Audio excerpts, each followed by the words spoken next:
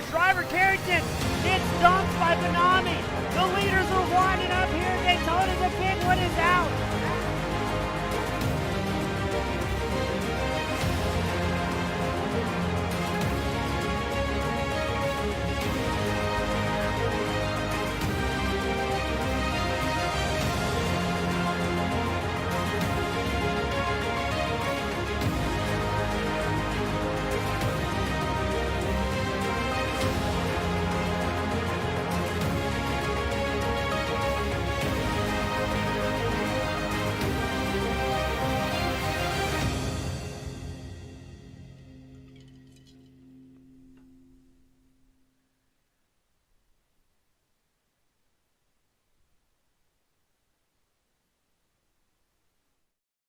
Good morning, race fans, and welcome back to the Metro Ford Cup Series, brought to you by the Old Bastards Racing League. Today we find ourselves at the virtual Talladega Super Speedway, the wide open 2-mile raceway. Going to be exciting to see what our competitors can do out on track. As always, my name is James East with Team Goon Squad Broadcasting, bringing the action 1080p, 60 frames a second. As right now, single car qualifying underway. Tom Ogle in the top spot in the number 11 Ford Mustang. He's been able to click off a 53.79, but Michael Watts was in hot pursuit. Let's see who else is out on track. Looks like Clay Walker in the 25 Toyota making his way around for his first time lap. Right now, though, it's Ogle to beat with that 53.79. Watts had a 53.8, less than a hundredth of a second between those two competitors. As we watch Walker, looks like that time wasn't validated. Not quite sure what was going on there with the number 25 machine, but he's going to take a little bit more time, get up to speed, and see what he can do to qualify up top with the big dogs. As always, thank you to everybody tuning in from across the world, supporting the drivers, supporting the league, and supporting the broadcast. Couldn't do it without you guys. Now, what you're going to see here from a lot of drivers is them riding the high line before hugging the apron and qualifying to get the absolute fastest times they possibly can. We'll see what Walker can do on his second timed lap, as it did not show him getting any sort of timed lap here as he went out onto the track. Now at Talladega, that start-finish line way down through the tri-oval. Walker looks like he's going to click off a 53.88. That's good enough for 13th. Let's see who else is out on track. We got number 10, Dan Hill, currently in front as far as our rookie standings go here at OBRL. He's got 253 points in the Rookie of the Year Championship, so keep an eye on that number 10 machine, as he's been growing within the league, getting faster and faster. And you can see that number 10 hugging that inside line, wheels right on the yellow stripe, trying to make the super speedway as tight as he possibly can. But will anybody be able to dethrone Ogle, who sits on pole in that number 11 White Claw back Ford? Speaking of Ford, they're 1, 2, 3 as far as qualifying goes, but they are second in points for the Manufacturers Cup. Chevrolet out front with 145 points, Ford 120 points, while Toyota sits with 48 points in the Manufacturers Championship.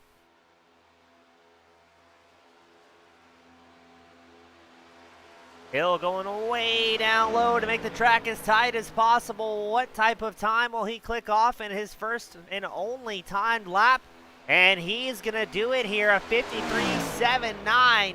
Edging out Ogle by just a few thousandths of a second here at Talladega.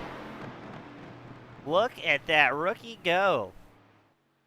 Other drivers out on track, Brian Glass in the 87 Kodak back Chevrolet. Now we do have a 10-minute qualifying, single car qualifying here for the Old Bastards Racing League Metro Ford Cup Series. So some drivers are going to wait for a little bit of cloud cover before they go out on track to squeeze the fastest times possible. But, I mean, look at the top four, really the top 5, 6, less than a few hundredths of a second separate them, as Lindsay also moves up the standings. Let's see what Glass is going to do here, as he'll be getting a little bit short on time. Josh Robinson, Chris Sidner also on track.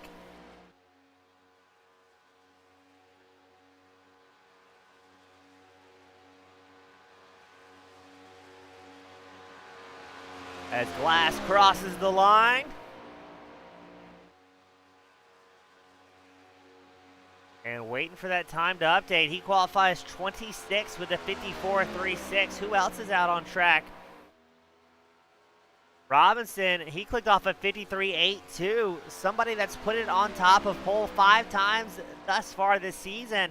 Will have that bit of a streak broken here at Talladega. He'll be qualifying just at 6 with that 53.82. 300ths off of Dan Hill, your current pole setter. I think this is going to pretty much lock in the qualifying here. I'm not seeing anybody else out on track who's going to be able to improve on those times at all. So it looks like the grid will be set with Dan Hill picking up the top spot in qualifying here at Talladega.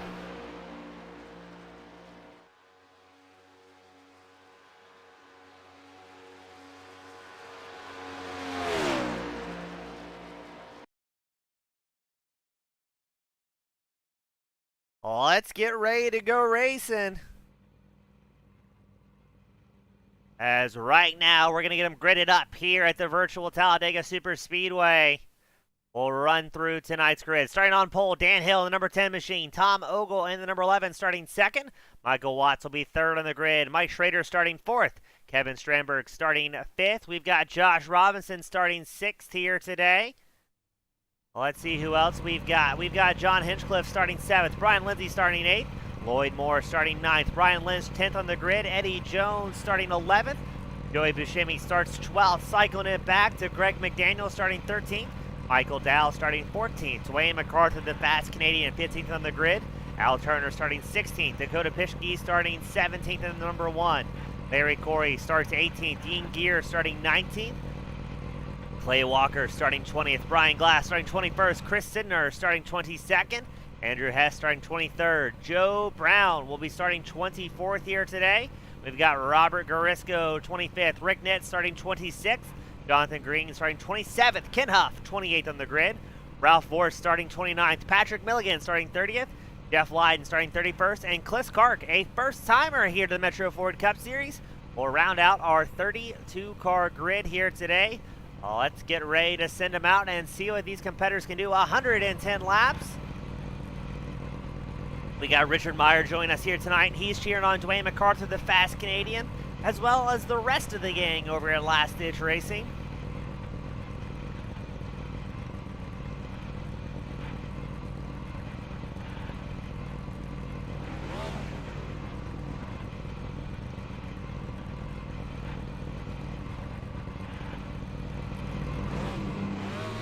Now we're expecting about 33 to about 38 laps of fuel depending on where you find yourself in traffic. Those leading the charge will burn a little bit more fuel compared to the guys that are tucking in using the draft to their advantage as we roll off the field here on a Sunday morning. Always great seeing the stacked grids coming out. Last week, a little bit light grids with it being Easter Sunday as well as the competitors racing at Bristol Dirt. We're glad to see everybody back out in force.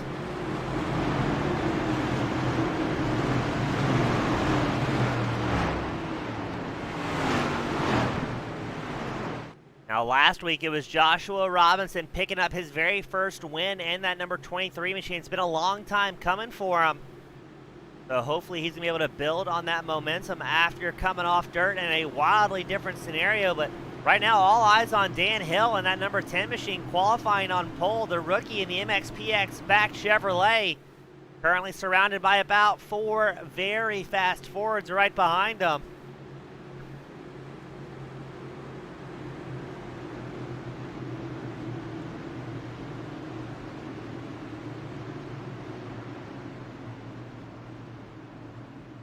As our iRacing safety car leads them around.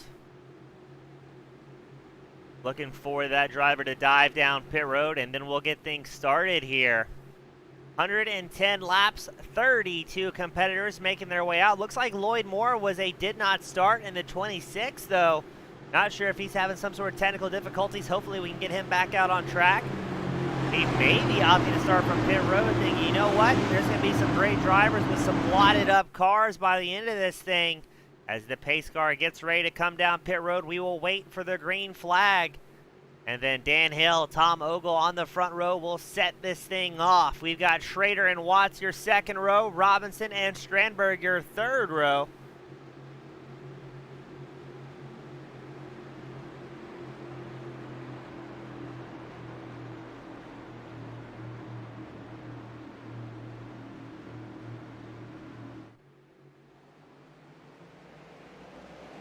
As they make their way to the line, let's go green flag racing here at Talladega. Dan Hill on the high line, Ogle on the low line.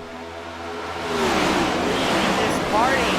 But look at that, looks like some drivers are already hopping down the inside line, as I think that was Schrader getting a little bit squirrely on the high side behind Hill. Yes, it was in the Busch Light.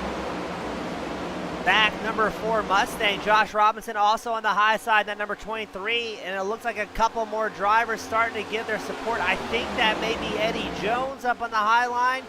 Yes, it will, and I think Joey Virginia as well in the 56 trying to get formed up here, but the inside line just has way more support getting things started. I very much doubt that drivers going to be playing it too carefully early on. Normally in the first few laps is when everybody tries to get settled in before we maybe get into some single line racing, but I think that high line needs to figure out what they're going to do here. Either get some more drivers linked up with them, because very quickly Tom Ogle charging out towards the front in the White Claw Seltzer, back number 11. He's got Michael Watts pushing him in the 84. Now, something else we heard from these drivers coming into today's broadcast, they're good for about 6, 7, maybe 8 laps running nose to tail before they need to hop out and get some fresh air on the front of that car, as it looks like we got some 3-wide action. I'm not sure if that was maybe Michael Dow we saw in the number 60 machine who got pushed up high. No, it was the 50 of John Hinchcliffe. Oh, I'm not sure if he's trying to get some fresh air on the front of that car, or maybe Dan Hill said, you know what, I want back up front on this outside line. But Tom Ogle showing how important it is to hug that inside line early on. He's pulled up a second gap already on Dan Hill, who finds himself battling for 10th. 10 was your pole setter, but as he got left up there on the high line with not a lot of support, he starts dropping back down towards the standings. As you can see at the top right of your screen, he gets overtaken as the field goes 3 wide, and look at Michael Watts giving a hearty push to Ogle here up front. As we go on board with Michael Watts in the 84 machine, that's Tom Ogle in the bright pink Mustang just ahead of him. We're going to keep this onboard angle for a little while longer, because it looks like Watts very comfortable pushing Ogle further and further forward. Now Watts also in a good spot here. He's going to be burning a little bit less fuel than Ogle, who has all that air, all that downforce in the front of his car. As here comes Watts getting closer and closer to the back of that Mustang. And already a little bit of bump traffic coming into play. Ogle's going to hold on tight, as here comes Watts giving a shove to the number 11. And all right, let's keep that momentum rocking and rolling forward. Right behind them is Kevin Strandberg in the 58 machine on the inside line.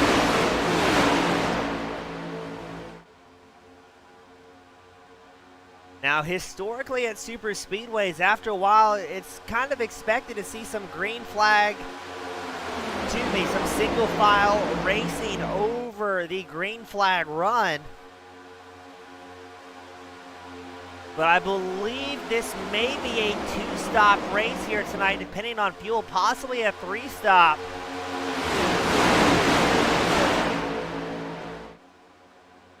So it's going to be interesting to see how strategy comes into play at the super speedway. Right now, that outside line starting to get a little bit momentum built up. Not seeing too much aggressive side drafting out of the drivers. Everybody trying to keep it relatively safe here in the opening laps.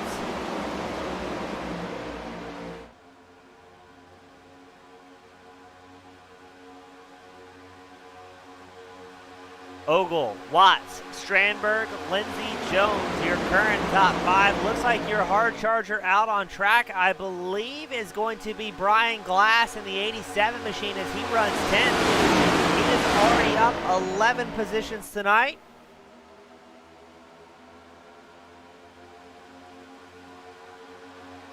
picking and choosing those spots carefully.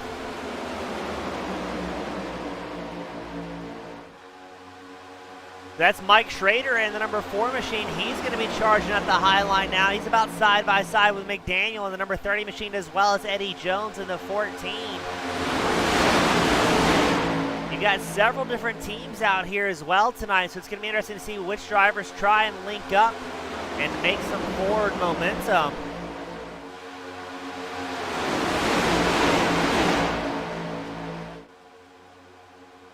But I think the question that may be on the fans' minds tonight, when will we see the inevitable big one here in Talladega? As sure as the sun will rise, at one point I would wager tonight that we're going to see a massive wreck. But that could be very well towards the end of the race, as man, Watts still really pushing Ogle. He wants to keep that inside line going to avoid Mike Schrader, the number 4 machine, from making too much ground. Schrader's getting pushed by Hinchcliffe and Glass. As it looks like Strandberg a little bit more tentative to get up onto the back of Watts. As here we go, the outside line's got a whole lot of support. Will we see Mike Schrader in the Ford Mustang, the number 4 machine on the left side of your screen, get that momentum and see if he can drop down in front of Tom Ogle in white number 11.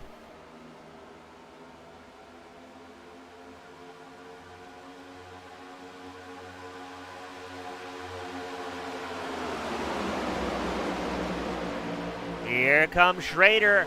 A little bit of steam built up on the run down the backstretch.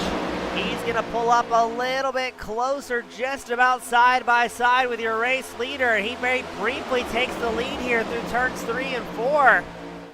To the outside line, getting something going. Schrader not able to quite drop clear in the trioval, but he's going to try it. As we almost go 3 wide, Schrader maybe thought he had a bigger run than he did, crossing the start finish, but he's going to have to sit in second a little while longer before he will get fully clear of Ogle. It may take him another lap, maybe 2 laps to get that steam built up.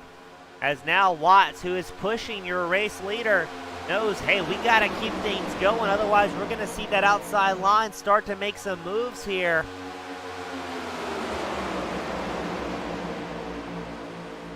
Watts does just that, pushing Ogle aggressively down the backstretch, giving him a little bit of room before Lincoln back up in the tri-oval. Look how far back Schrader has dropped the number 4 machine. He was briefly up front, but after unable to make that pass onto Ogle, slipped back into 4th. As that outside line going to try and get formed up once more, get that steam going. As Tom Ogle, Michael Watts, your race leaders, have other plans here.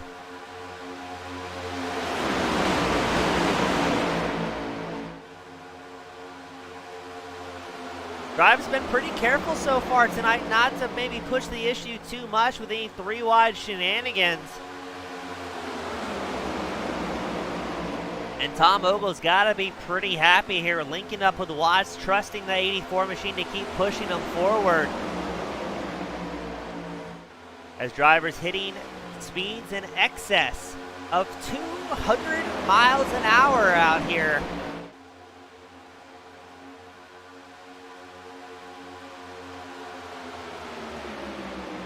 Especially when we're linked up 2 wide and about 10 rows deep, you can get that draft train really moving here at the super speedway.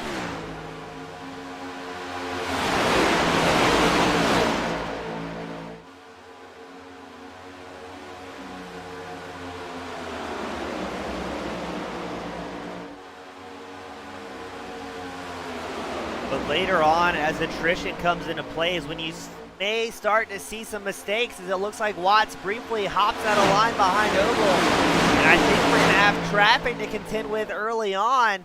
Yes, we are. That's the 26 of Lloyd Moore, who's a lap down.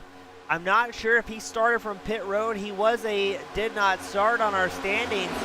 As the field going to slide around the 23 machine. Lloyd going very high at the start-finish line. A great section as the track opens up to 4 lanes wide. It's going to get a little bit tighter here through 1 and 2. But well done to Moore in the 26 Chevrolet, able to hold that line nice and clean up by the wall, and he'll allow the field by. Now look at that, that's Dan Hill in the number 10 machine, dropping all the way back to 25th spot, down 24 positions.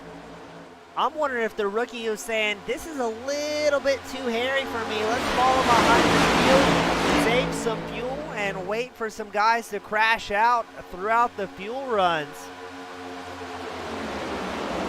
As the inside line starting to check out here, they've pulled about a half-second gap to Schrader, still leading the outside line.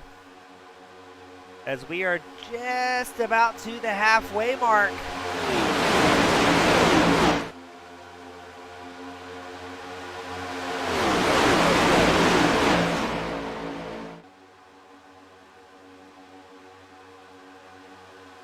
Ooh, things getting a little bit squirrely on the high line. That Schrader maybe got a not quite square push from Hinchcliffe in the number 50. You saw that number 4 starting to swap across the track. Well done to the guys, able to hold on to it, not cause that early incident. But that's what we were talking about. As the race progresses, 110 laps, that's when you're going to be more apt to see a few mistakes out of these guys. When you're pushing speeds of 200 miles an hour with just inches between you and your closest competitor, one little lapse of judgment is enough to wreck just about the entirety of the field if that incident happens up front.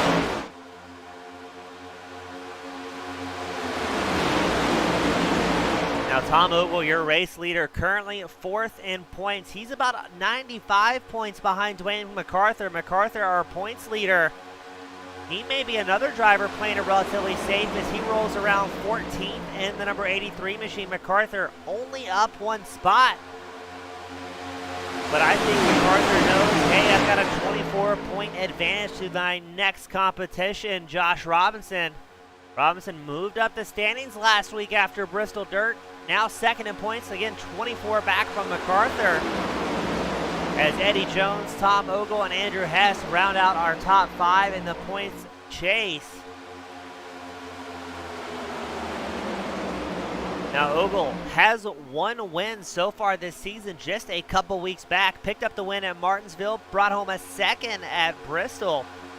So besides a couple of rough races at Phoenix and at Las Vegas at the beginning of the season, he's been a very consistent driver, very frequently finding that number 11 machine up inside the top 5, if not on a podium position. So Ogle with Miata trying to bring home some more great results by being very, very consistent here. And so far, gotta give him credit besides his paint schemes, looking off laps and having a pretty easy day. But again, he's going to be burning a little bit more fuel than the rest of the drivers who are tucked in neatly behind him. So if Ogle stays out front for the duration, he may be one of those drivers that has to come down on lap 33. 33 to 38, the fuel window that we're expecting for these guys.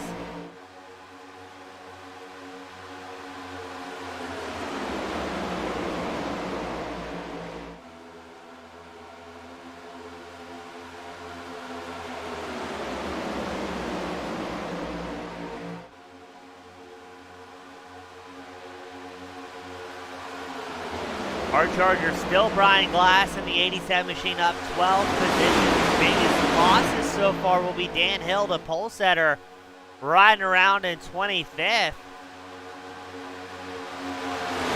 Let's also check in on Chris Clark, a brand new driver here to the Metro Ford Cup Series. He's tucked in behind, I believe that's going to be Rick Nitz, Patrick Milligan, Ralph Vandervorst, Jeff Light, running about the 26th spot back. They've got about a 5-car little party formed up, but good to see the triple-digit rookie coming out, taking notes, and just kind of playing it safe here.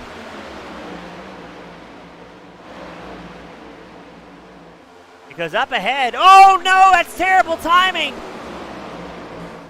I looked like that was Hess involved in that one. Oh, it's going to be the big one out early as drivers swerving across the track to avoid it. Andrew Hess, Al Turner, Joe Brown, Dan Hill, Joey Buscemi, Lloyd Moore, Clay Walker. Looks like they're all tied up in the first big one of the night. And that is not what you want to see. Let's back that camera angle up.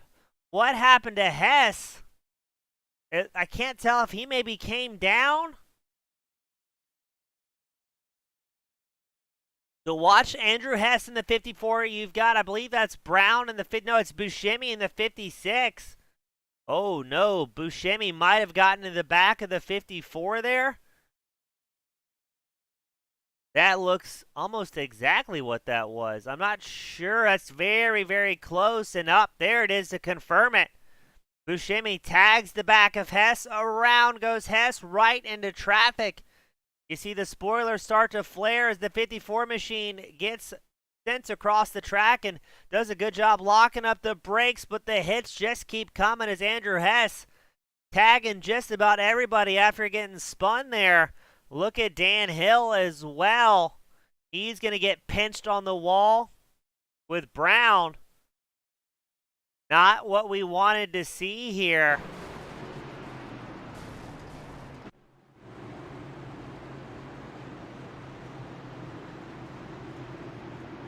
We're going to watch that one once more from Dan Hill's point of view. That's not the angle we were looking for. A good angle, but the wrong angle nonetheless. So let's go on board with Dan Hill. Does a good job slowing down, but just couldn't catch a break there.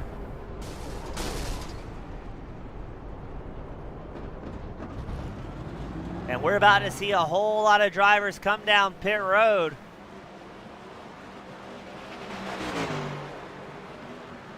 And already the first big one is out. There's going to be a whole lot of drivers tied up in that one. Look at this. Chris Clark, the rookie, opts to stay out and get a lap led here at Talladega. That's a surefire entrance to your first time into the event. We got Victory Lane Sports join us here in the spectator area. Always a great time seeing him.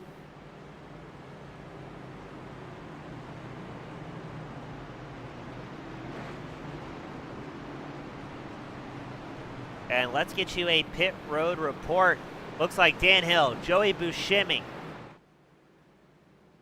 Al Turner, Chris Sidner, Joe Brown, Jonathan Green, Ralph Vandervoorst, Patrick Milligan,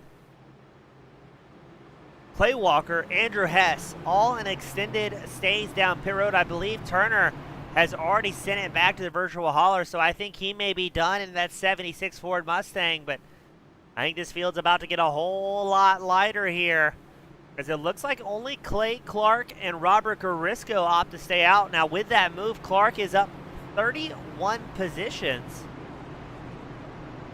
while Robert Garisco finds himself 28. Now let's see if Clark opts to come down pit road here, if he's going to try and stay out front.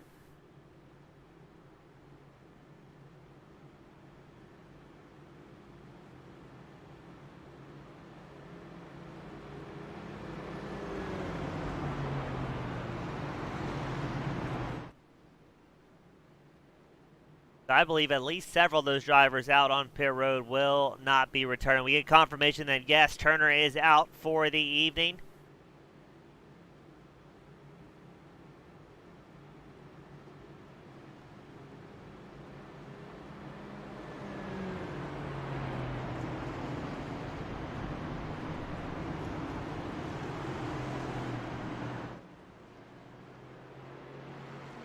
Looks like Clark may be staying out here. That's going to be fun to watch, the 109. So triple-digit drivers signifying they are new or newer to the Metro Ford Cup Series.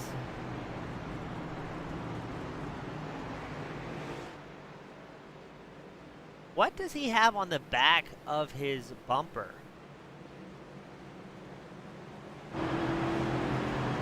Get behind me, says the rookie Chris Clark in the 109.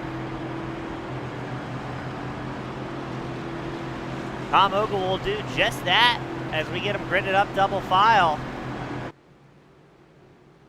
With our first caution of the night, 18 laps in before we see our first big crash. Now this is going to swap things up a little bit. Dwayne McCarthy has moved up to 5th. Looks like he may have taken 2 tires on that stop, opting for the track position.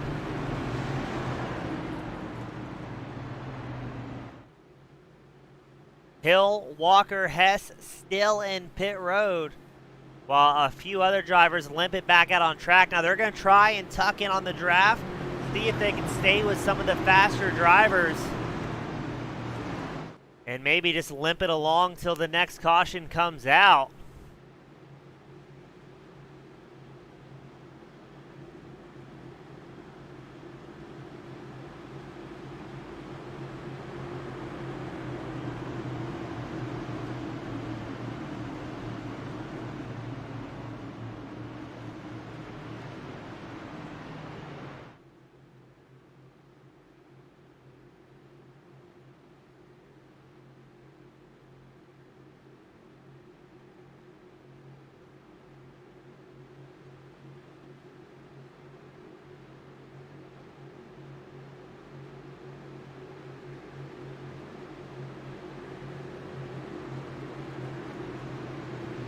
So let's see what's going to happen here. Clark, brand new to the season, brand new to the league. He'll be starting on pole for our first restart of the night. Kevin Strandberg will be accompanying him on the front row. Second row is going to be Michael Watts, Tom Ogle. And third row will be Jones and McArthur. That's a lot of guys we've been familiar with calling out front. As where did Clark go?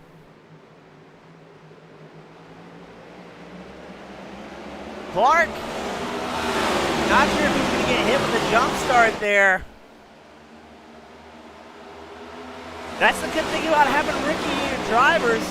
We don't know what they're going to do up here in the broadcast booth. The other drivers certainly don't know, and looks like Clark's going to get swallowed up here as here comes Strandberg, Watts, and Ogle forming up in the high line. McArthur stays down low, decides against it, going to make quick work out of the rookie.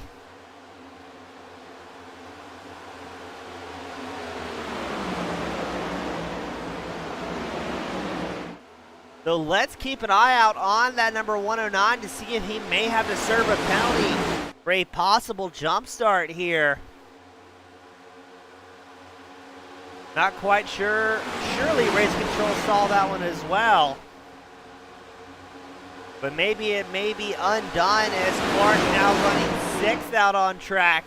McArthur moves up to the high line trying to get things going on, while Kevin Strandberg enjoys the limelight. Trying to see who that is behind McArthur. I think that's Greg McDaniel, number 30 machine, also on the high line.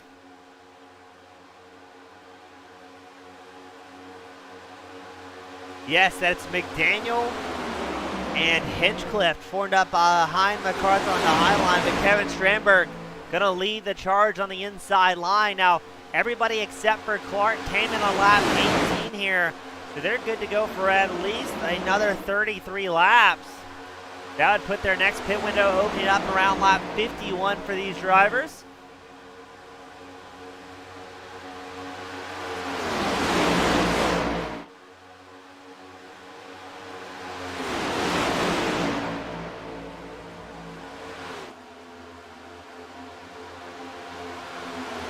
As Strandberg, Watts, and Ogle have linked up on the inside line. Now, I almost wonder if maybe Ogle's happy with his spot here in third.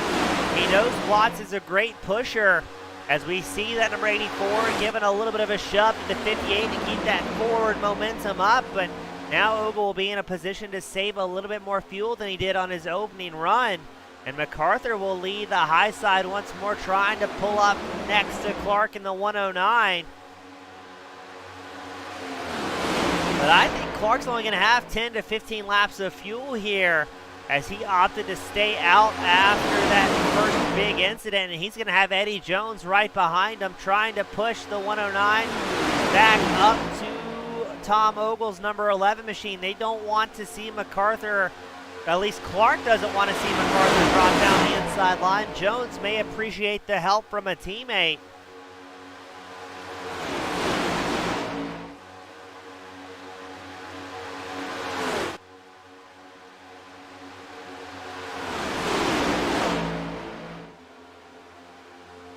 As that outside line looking a little bit swirly with McArthur leading them.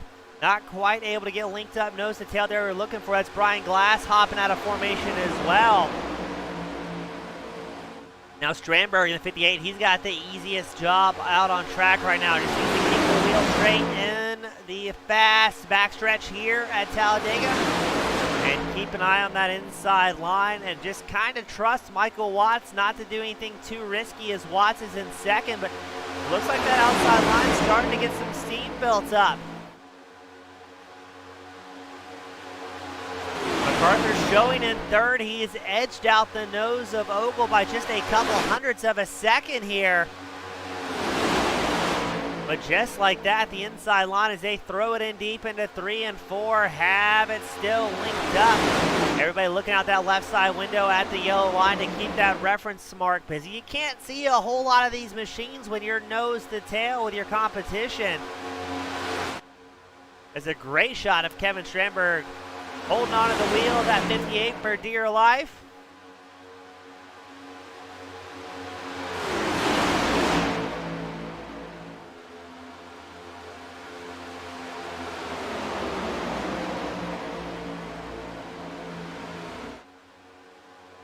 As you can see, the field has really broken down into a few different packs here. You've got about the top 16 drivers all within a second of each other. About, let's call it 3.5 seconds back from them is Ken Huff, who has about a 5-pack of cars, and after that, a little bit of no man's land. As we get an update, it looks like Joey Buscemi, Lloyd Moore, Dan Hill, Al Turner, Walker, and Hess. Well, Walker and Hess still in pit road, but the aforementioned drivers appear to be sending it back to the virtual hauler. They are done and out for the evening.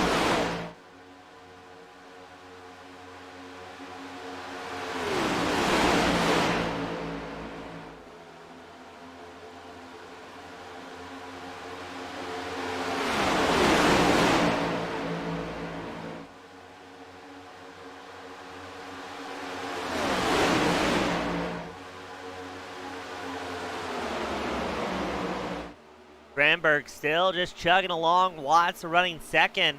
Watts has proven he knows what it takes to push some of these guys a little bit further up towards the front. Look at that, the high line's changed as McArthur's dropped down low. So it'll be Greg McDaniel, the number 30 machine, leading the high line. But hey, let's give credit to that 109. Besides the start, he's still up here in the top 5, 27 laps in. But the big question is, how much longer can he go on fuel as we see somebody hopping down the apron? Not sure if that was maybe traffic. No, that was Patrick Milligan, I think, coming down pit road. And Joe Brown hops also down the apron to allow the race leaders by.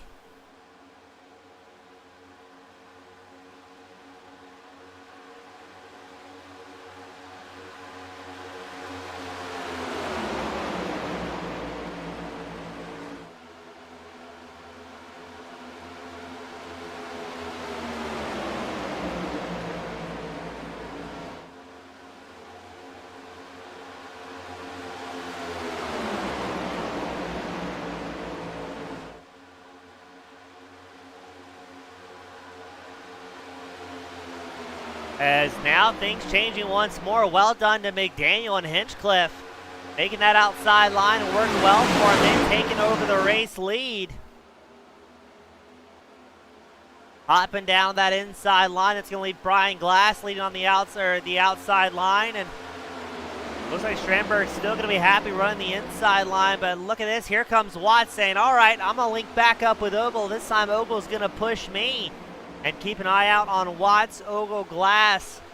Running 1, 2, 3 in the high line. Looks like it's also the 17 machine, I think is who that is. Not quite sure who's right behind Brian Glass. We'll try and get a shot of that. And they're going to try the same move, working their way, taking the long way around on the high side. Yes, that's the number 17 of Larry Corey. Currently showing as 6th on track. He's 4th in line, 3rd in line on the high side. As Watts trying to decide what line he's going to go to. Almost had a little bit of 3-wide action in the competition, thinking, you know what, let's go better of it. You know who's not worried about that is Dwayne McCarthy. Charging up in the high line, very briefly going 3-wide, and here comes the outside line. Got some steam built up. Greg McDaniel, your race leader, knows that Watts is working his way around the high side, accompanied by Ogle.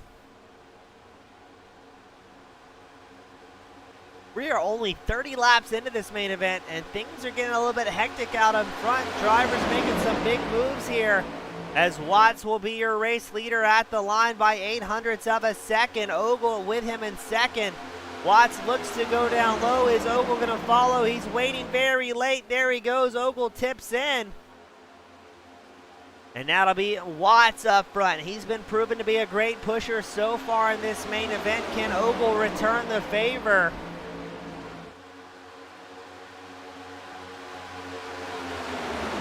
As it looks like McArthur is going to sit behind Glass's 87 machine and try that same move on the outside line, but that inside line has some momentum built up very early on. And away they go. Watts, Ogle, McDaniel, Hinchcliffe, Glass, your current top 5.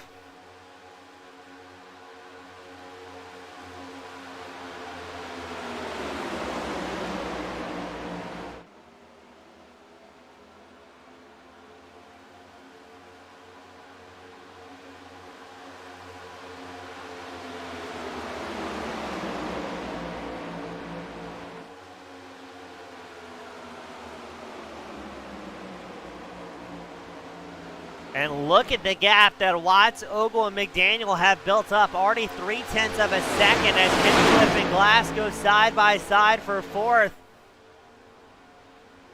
And here we go, even more 3-wide action as drivers trying to find a dance partner to link up with.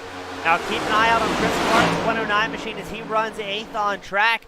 We think his fuel window is officially open as he did stay out early, so he may find himself caught off cycle as far as pit stops go.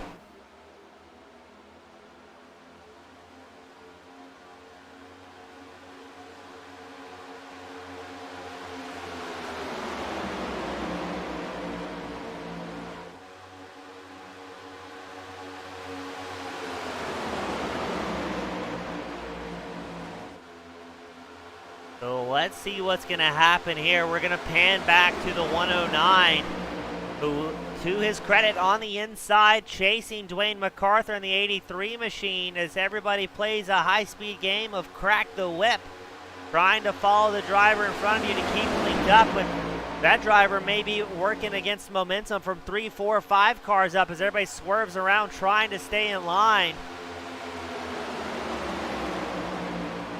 But how long will Clark be able to stay out for before we see the 109, the bright red, green, and blue machine before he dives down pit road for his first green flag stop of the night?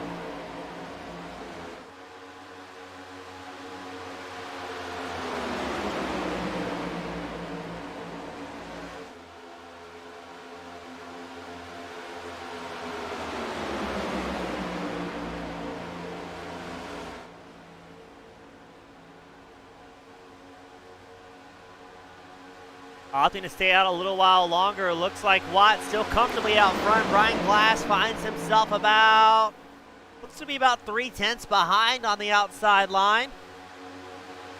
The inside groove has been fairly dominant. It takes a lot of work to get the high line working together, getting back out front, and getting the momentum going.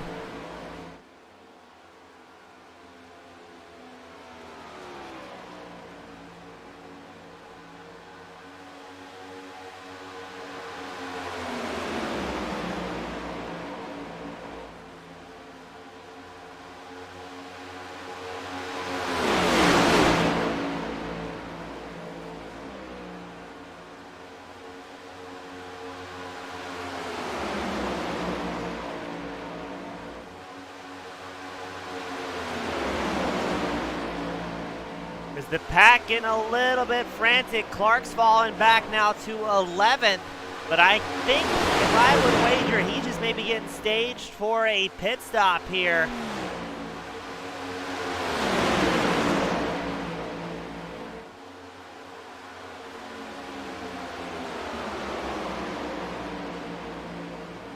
There's a little bit of traffic ahead. That's Andrew Hess, who was tied up in that early incident where he came down on lap 17 to try and hammer everything back into shape. Well done having the forethought to, dive down the apron, I should say, and avoid some heartbreak in front of him. Now, he's still in a good spot. He's going to be able to pick up 2 positions if he can stay out and limp along. As the 2 drivers in front of Hess, Joe Brown, Patrick Milligan, have sent it back to the hauler themselves, so he'll at least be able to salvage some points out of what could have been a very rough outing at Talladega.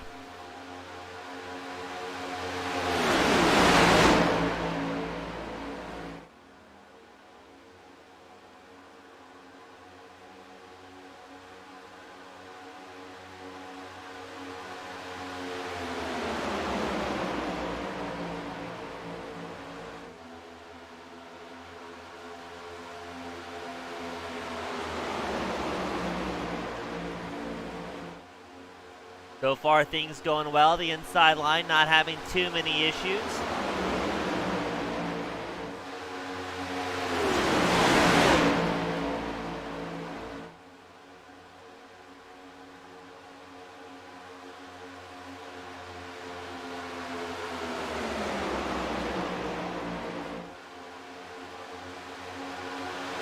And again, we're expecting lap 51 for the fuel window to open for your race leaders. Everybody inside the top 10 at this point came down pit road together under caution on lap 18. Only 2 drivers look like they didn't take 4 tires, opting for that track position to benefit them well. That's Kevin Strandberg in 8th, Dwayne Mccarthy in 10th. Looks like they were both on a 2-tire strategy, but I don't think that 4 tires is going to really benefit anybody too much here unless they're going to be on the start where the hammering down on the throttle will be so crucial for them. As again, this is the top 13 in one big pile of drivers. They have about a 3.7 second gap over 14th place Dakota Pischke. Pischke has Schrader, Lindsay, Huff, Johnson, Lydon, Sidner, Nitz, all with him. And we're going to keep things rocking and rolling here at Talladega. Now my question is, my thoughts, when are we going to see, or are we going to see any big moves from these drivers as the fuel run comes to a close? Brian Glass in the high line, the number 30 machine, poised to maybe make something happen here. But it's going to be tough because Watts and Ogle swapping back and forth as who is getting laps led, who's going to be doing the pushing. Have done an extremely good job of keeping that momentum, really pushing forward with kind of trading off bump drafting positions. And really good to see these next-gen Cup cars starting to come to life for these drivers as well as the fans, lending itself to a little bit more, honestly, frankly, better racing, both for drivers and fans. Super speedways they used to be in the past, it was just about impossible to make any sort of outside line work, any sort of bump drafting with the aero package when these things first came out. So now it looks like racing getting a little bit better for drivers and fans alike, as we watch Brian Glass frantically trying that outside line. Now, what you're not seeing so far this evening is too much side drafting out of the competitors, opting to play it safe, give themselves a little bit of room, as I think that was Hinchcliffe hopped on the outside line in front of Glass. So maybe not seeing the forward momentum he was looking for, but that's going to give Watts, Ogle, McDaniel a bit of a breakaway. Let's see if Strandberg can close the gap with a draft, but that's going to be interesting here. The top 3 drivers just getting that little bit of a gap pulled up. Strandberg starting to slowly close it after Hinchcliffe went to the high line. Glass in the 87 linked up to the back bumper of the 50.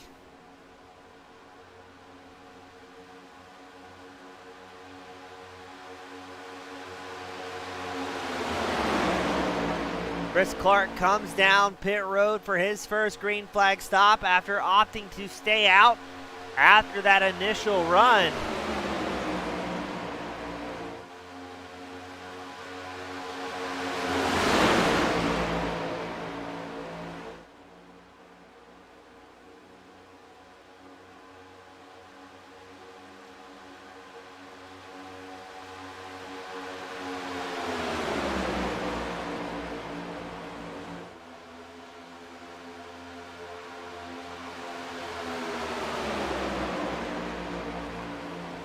And it looks like something's going to work out well here for McDaniel, starting to close the gap on the high side, or excuse me, that's Hinchcliffe on the high side. McDaniel still third in line the inside groove. Here comes Hinchcliffe, accompanied by Brian Glass, working their way up towards the front.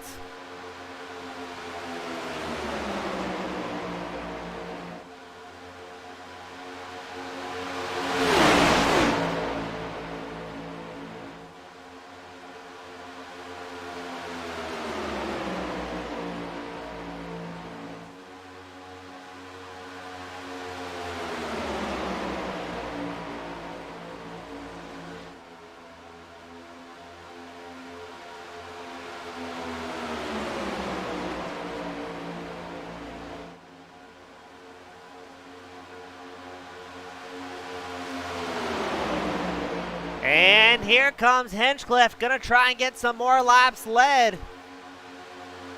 No sign of slowing down. Now, is he gonna drop down in front of Watts, or is he gonna stay up on the high line with Glass in tow? As well as the number 14 machine of Eddie Jones. He's been working his way up, now up 7 positions.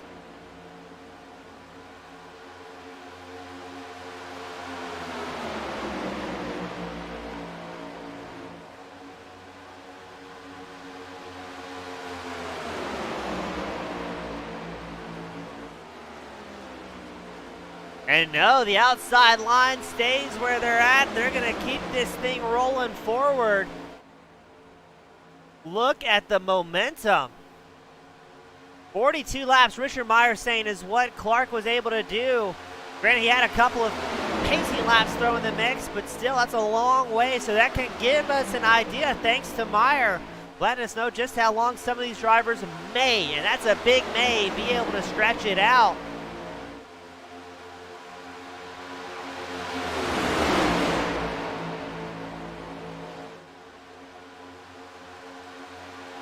So if these drivers out on track can still keep things going, you may see some of these drivers come down all the way out to the lap 60 mark. So it's going to be interesting to see how the fuel strategy comes into play, as now Brian Glass, your race leader. He's got Eddie Jones behind him on the inside line. Watts working the high line with Ogle. Those two have linked up and made some big moves so far tonight. As here comes Watts once more. I think he had him at the line, tough to tell.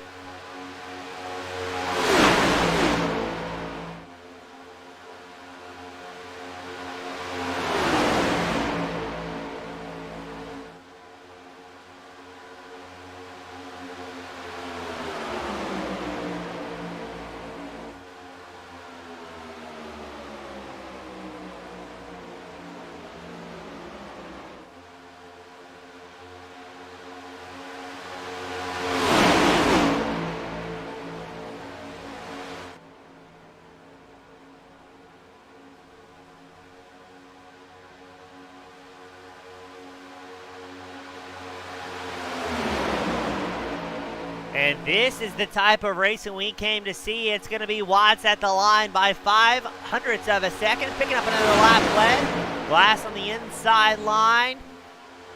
He's got Jones helping him out, while Watts has Ogle on the high groove. Now these guys will be able to run out for quite a while here on fuel. But that green flag stop has put Chris Clark 1 lap down, kind of in no man's land. No real draft support to speak of. I think actually Clark may be 2 laps down here.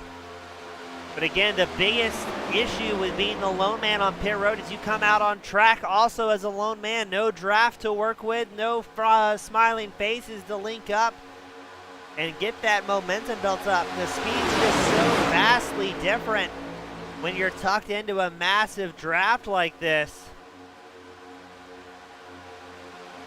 I believe quite an easy 10 to 15 mile an hour difference compared to being out on track by your lonesome or tucked squarely inside this big old pack we have out front. Again, this is your top 12 drivers at this point. Still trying to work out what the runnings order is going to be, as look at Ogle giving a hearty shove to Watts on the outside line. seeing if they can work that groove just in front of Brian Glass in the 87, but Glass and Jones still going to stay working together here.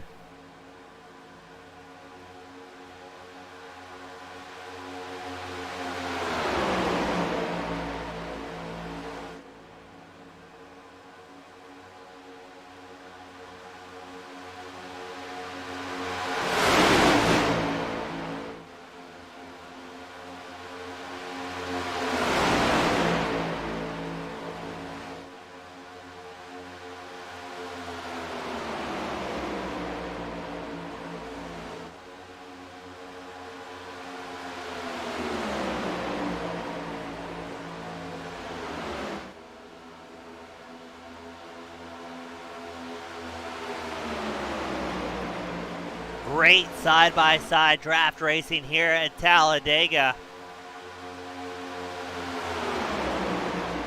How long before we see this big pack come down pit road, and will that benefit the rest of the field? If we go a little bit further back to Dakota Pischke, he's got a freight train behind him, all running single file. Pischke's in 13th. Behind him, you got Schrader, Lindsay, Huff, Robinson, Lyden, Sidner, Nitz, all in a pack. So that is 13th through 20th with that 7-driver pack. But looks like they are very continuously losing time, I would think, to the race leaders.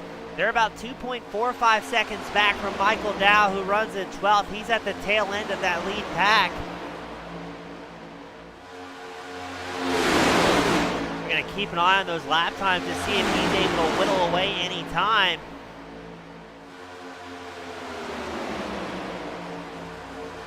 Let's see what it updates with here at the line.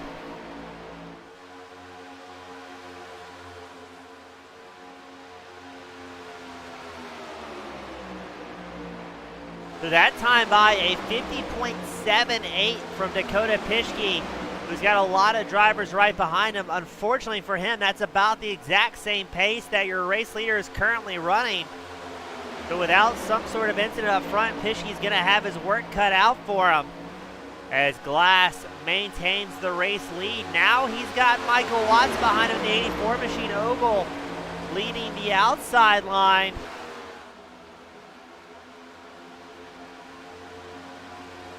Fuel window officially open for this pack. Is Glass burning a little bit more fuel out front compared to his competition? Or has he been able to swap spots around enough to make things happen?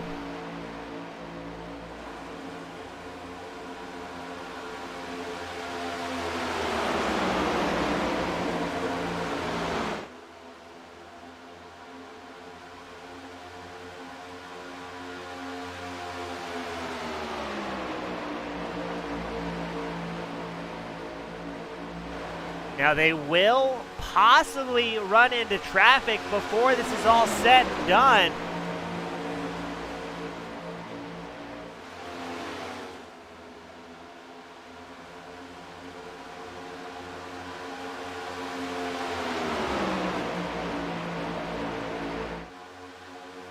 And that is not what your race leaders are going to want to see as traffic, I believe, is too wide front. But it looks like this pack of race leaders seems to be content getting back single file, maybe anticipating the traffic ahead of them, or possibly planning a fuel stop. Now Dakota Pischke has closed the gap to this lead pack, got it down to 1.6 seconds. It was 2.5 just a few laps prior.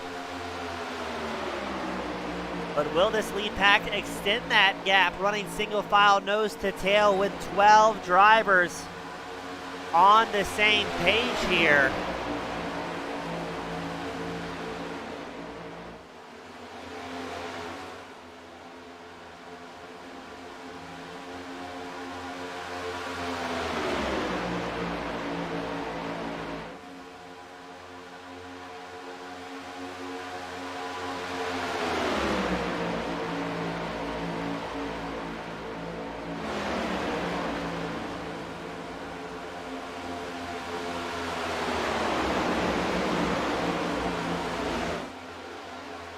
Everybody single file, giving each other plenty of room.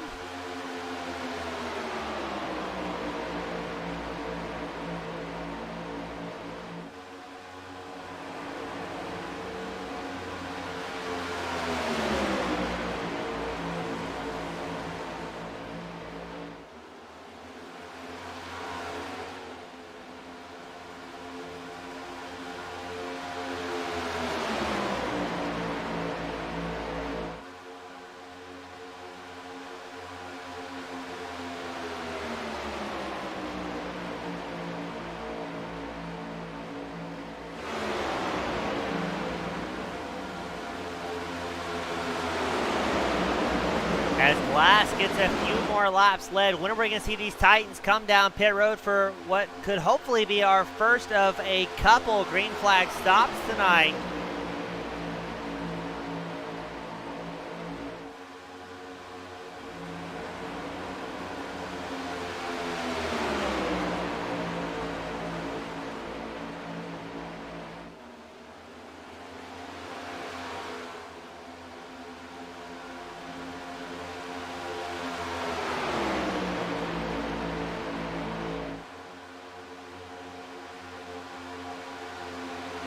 It's still Glass, Watts, Jones, McDaniel, and Strandberg, your top 5 blasting around the banks here at Talladega. Will we run into traffic before the green flag stops getting ready to happen? Or will it be smooth sailing for your race leaders? Dakota Pischke. Looks like, let's try and get a wide angle. I think we're going to have one massive pack here, ladies and gentlemen. Go to our Metro Ford blimp cam. Let's go back to Dakota Pischke and look at that. The entire field, for the most part, first through 20th place, single file in one large pack. Got a separate pack about 45 seconds back. That's Robert Garisco, Ralph Vandervorst, and Jonathan Green, who are going to be linked up in a 3-car tango. Other than that, the gang is all here. That, to me, says we're going to get ready, get excited for a very busy pit road. And that is that second pack of drivers we talked about with Garisco, Vandervorst, and Green just ahead of Brian Glass. About 6 seconds ahead of your race leaders. And this freight train absolutely rolling here, but well done to Dakota Pischke in that other pack as well. Able to close a 2.5-second disadvantage, get back up there, get back in the mix, and with this green flag stop, it's going to be interesting as Green and Vandervorst come down pit road. Looks like Garisco opts to stay out. Victory Lane Sports saying what most of us are thinking, what can go wrong when you've got 20 drivers who will be frantic to come down pit road together? Now that being said, will we stretch it all the way out till the end, or are we going to see some drivers doing something a little bit different here as far as strategy? I wouldn't be too terribly surprised if some drivers opt to stay out and maybe make something happen.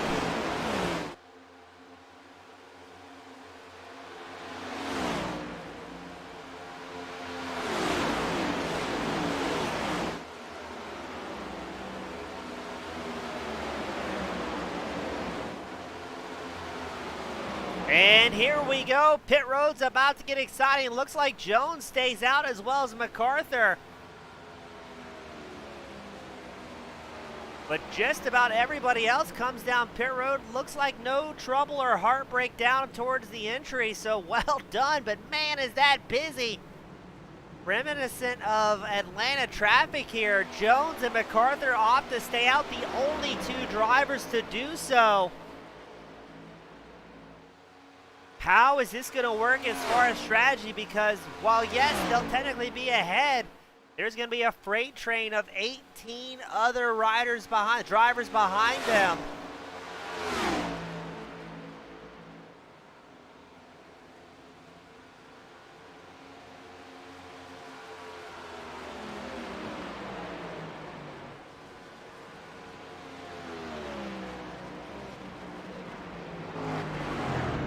Now Jones and McArthur will come down pit road together. You see a little bit of smoke there at the end of pit road, but it's going to be Brian Glass, your race leader, making his way out of pit road after the green flag stops are completed. Just behind him, Kevin Strandberg, Michael Watts, Greg McDaniel, Tom Ogle. And Watts already hopping out to the high side to maybe get his own line formed up, but he's going to have traffic to deal with and a little bit of 3-wide shenanigans if this keeps up.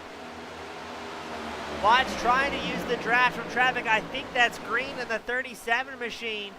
Yes, it is. Jonathan Green goes high to let these guys by. Brian Glass sees what he's doing, hops on the high groove. But look at that. Here comes Robert Garisco in the middle of this. Briscoe suddenly finding himself around the race leaders.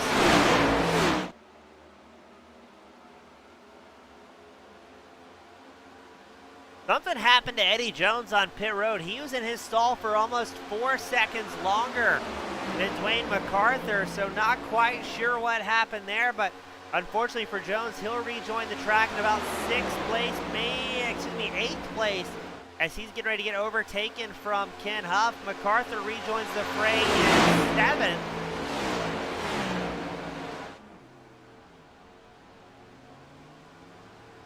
But very good job to the race. The racers out here today, able to complete things nice and easy.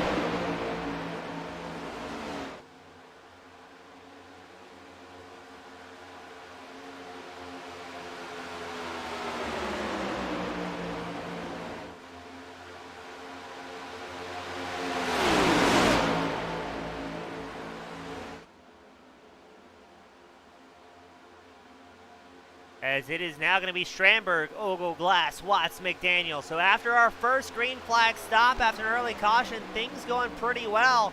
You got about 6 drivers here in the lead pack. They have a 3.5 second advantage over Huff, who runs in 7th in the 46 machine. Huff has Schrader, Pischke, Robinson, Jones, McCarthy with him. And if you go back to 13th, it's another pack with Brian Lynch 2 seconds behind Huff's group. And he's linked up with Nitz, Lindsay, Dow. So things a little bit more spread out after a green flag stop.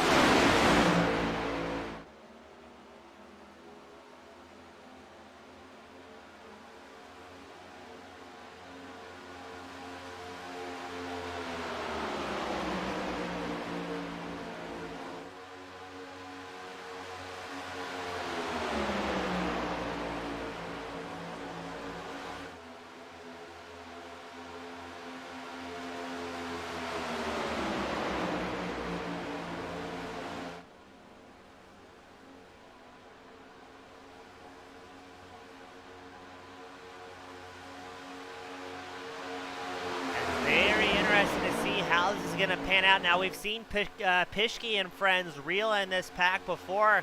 Let's go a little bit further back to Ken Huff, who's got a bunch of drivers behind him. We got the live timing screen on the left side, and you can see just how many drivers are out for the evening. That is a large portion of the 32 that entered. We'll run through it here. Ralph Vandervoort, Andrew Hess, Joe Brown, Patrick Milligan, Joey Buscemi, Lloyd Moore, Dan Hill, Al Turner, Clay Walker, all out early, relatively early tonight. And that's just going to leave 20 drivers on the lead lap, as we are squarely past the halfway mark of the evening.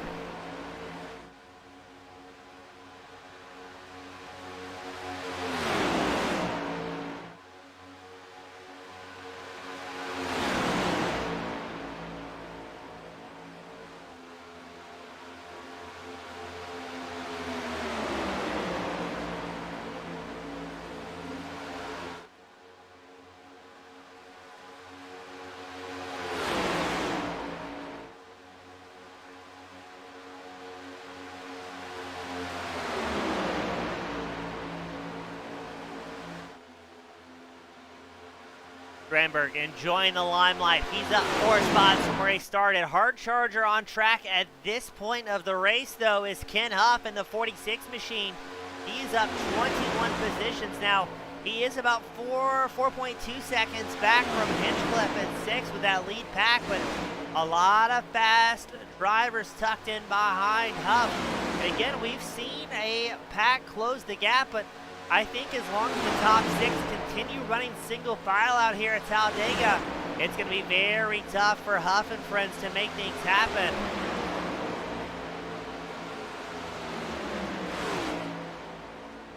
Yeah, so it's 6 drivers out front, 6 drivers in the second pack is what happens to Huff. A big moment out of the 46 machine sends the field sliding around. That'll move Mike Schrader to the front of this group, but what happened to the 46? Just a big moment out of nowhere. still under power.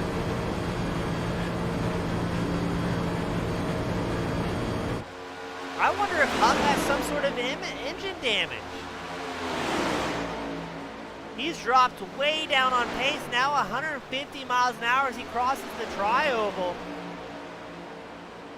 He's got something very wrong there in the 46. We saw that machine start to buck on him. I'm not quite sure how he would have blown up. As he's running at the front of that pack, I didn't see any damage, substantial damage on the machine. I mean, look at the closing speed as Light and Cinder make their way around. He's down to 150 miles an hour, 30 miles an hour, almost 40 miles an hour off pace. And we're kind of looking here, surely, I'm guessing he's going to bring it down pit road and try and get some repairs done, but what a very odd moment there. Yeah, he brings it down pit road. You can see the damage on the right side after tagging the wall. I hate to see that for Huff, and that's going to make things even tougher here for Mike Schrader leading that second pack as he's lost another ally. And a big checkup. This second pack now 4.4 seconds back from the lead pack. Don Hastings aptly points out, you know, with those top 5, top 6 drivers working together single file, it's going to be much tougher for the rest of the field to work together and close the gap.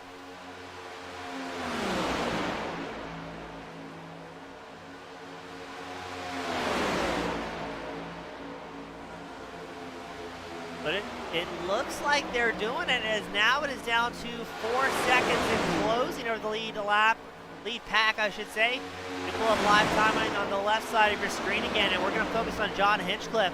He's the 6th driver in the lead pack. And there in the background is Schrader, Pischke, Robinson, Jones, and MacArthur. We're going to try pulling their way up towards the front. You can also see Lynch, Nitz, Lindsay working together.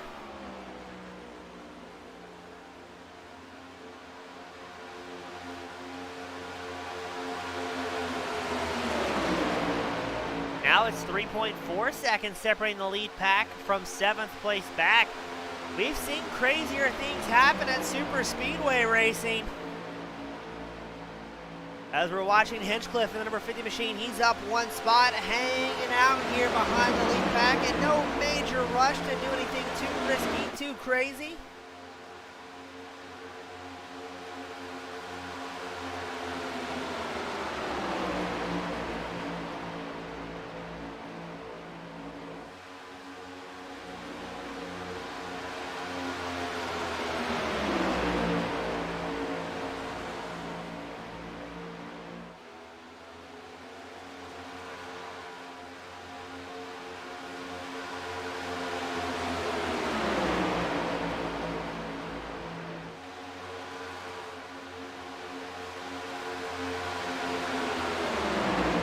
Let's see, Schrader's closed the gap now to 2.7 seconds. He can see the lead pack.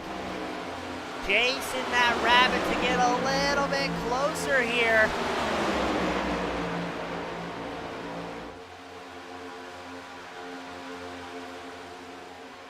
Now we think these drivers can do about 40 laps on a tank of gas when they're absolutely stretching it to the limits. So that will put our next pit stop right around lap 90 to 90, let's call it 100. Lap 90 to 100 is when the fuel window will be open for the final time here this evening. I don't think we're going to see anybody try and fuel save enough to make up 10 extra laps, but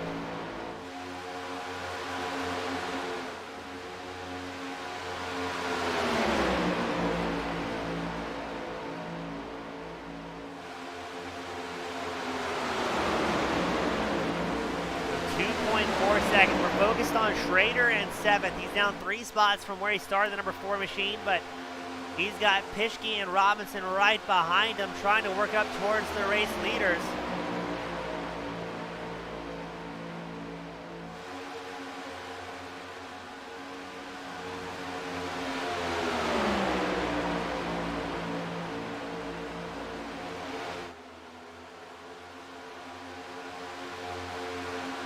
Going back up front, Kevin Strandberg still clicking it off. Tom Ogle, Brian Glass, Michael Watts, McDaniel, Hinchcliffe, all in this pack, but surely they know, talking to their spotters and crew chiefs, that second pack of drivers has closed the gap now to less than 2 seconds to join Hinchcliffe at the tail end.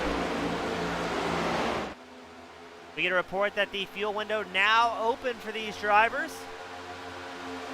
So if they can box here any now, or if they box anytime the next few laps, they should be good to go till the end as far as fuel goes.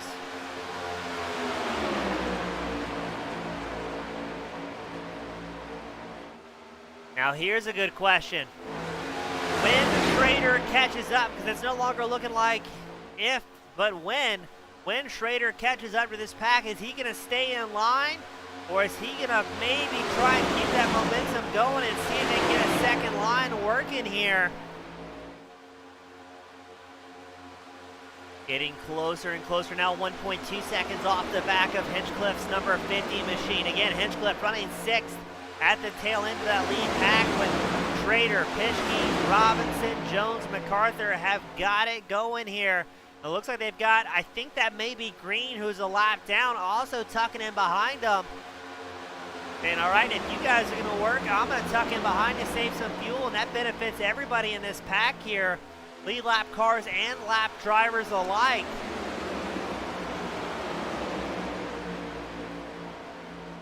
Oh, the gap now lasts less than a second. Here comes Schrader on the gas.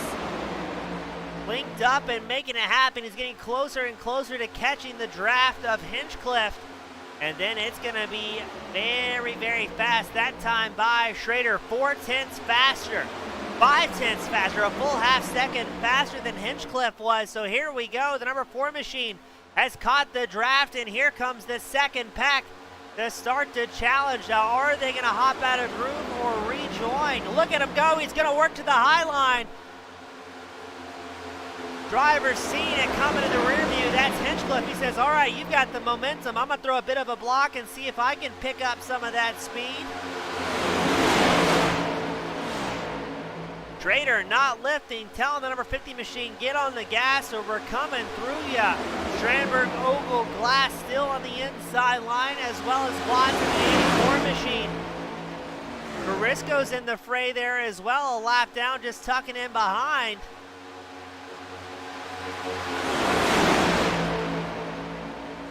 Glass looks to the outside line as well, hopping away from Schrader's 84 machine. So we're going to get 2 big groups formed up here.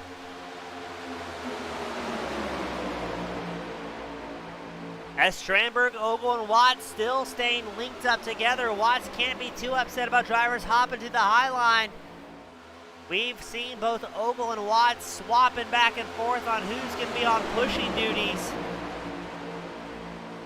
So now, ladies and gentlemen, it's 11 drivers inside the lead pack. They've got a 7-second advantage over 12th place in back. Only 17 remain on the lead lap here.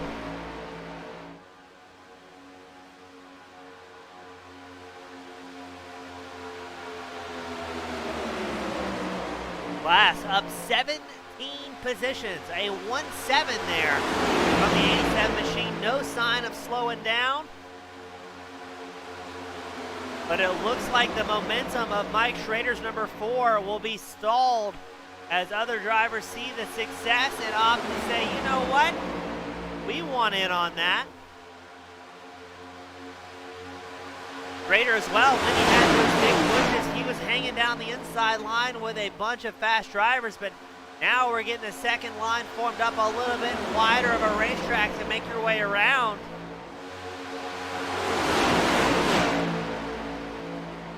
It'll slow down the pace ever so slightly. Glass showing in third as they cross the line. Strandberg and Ogle still going 1 and 2. Oh, that's not a good thing to see somebody blinking there. That was the one of Pischke, I believe.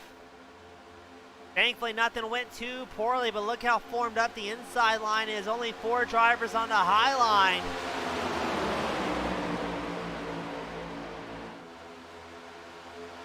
Now Garisco in the number 28 machine, he's at least 1 lap down here from your race leaders. So that gives a bit of an added buffer to your top 3. Briscoe just trying to get his lap back, tucking in behind and seeing what he can pick up.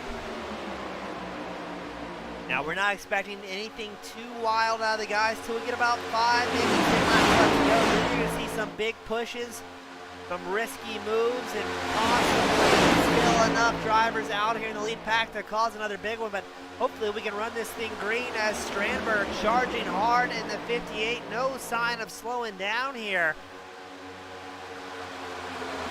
Now Strandberg, 19th in points, 241 points behind your current champion leader, Dwayne McCarthy, but running a limited schedule. But Strandberg's had a lot of bad luck here so far this season. His highest finish was a 7th way back on February 27th at Auto Club.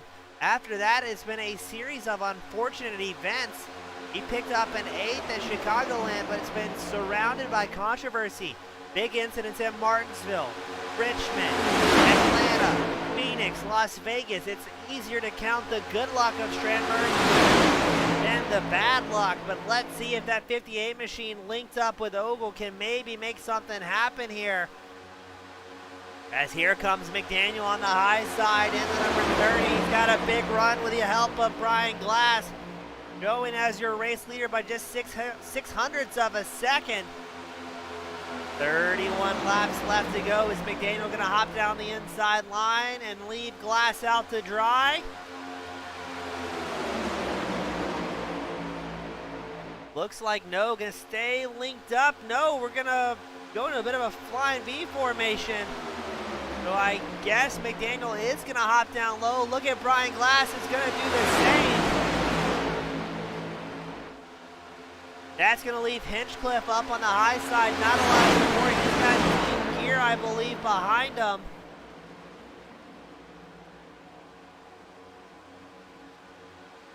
And that's not good for... Oh, maybe it will be. Hinchcliffe has a bigger run than I expected, the number 50 machine, but if he can't get down low relatively shortly, he won't have the draft support he's looking for. As I say that, the drivers have other plans. I think that's Eddie Cajun Jones and Dwayne McCarthy hopping to the outside line. Yes, it is. 30 laps left to go. When will these drivers come down pit road for their final stop of the evening?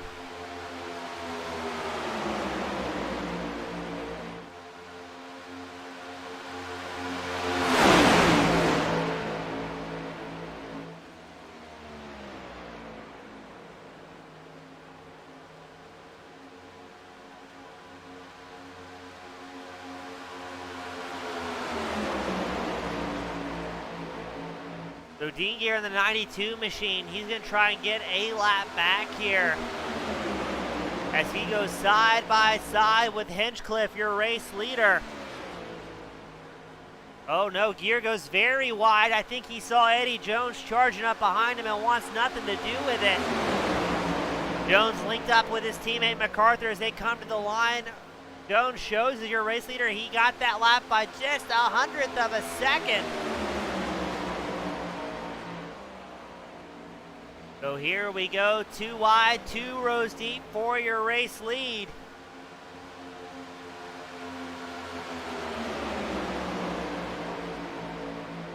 Still expecting one final stop out of these drivers.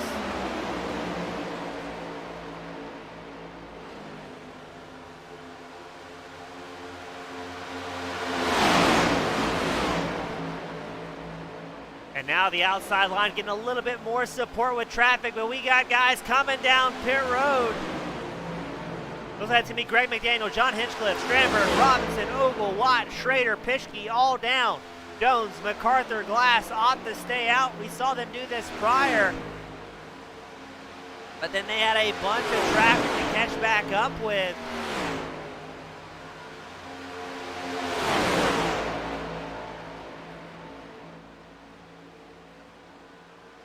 Though 3 of these drivers in this pack are lead lap cars, Garisco and Gear are a lap down. I'd imagine Jones, McArthur, Glass will come in together. Garisco and Gear will stay out to get a lap back, if they have the fuel to do so. As it looks like just about everybody except for, I think, Gear comes down pit road.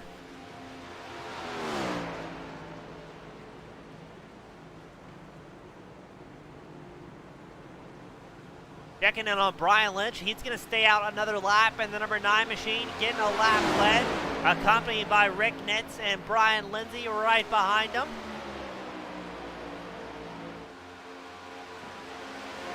So this will be the final planned stop of the evening, ladies and gentlemen. Barring any cautions, these drivers will be good to go till the end on fuel.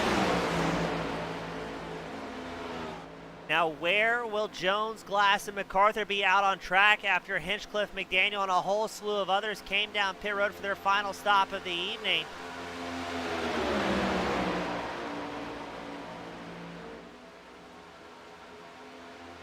Looks like the top 3 are going to be somewhere inside the top 10 as this green flag cycle continues to shake itself out.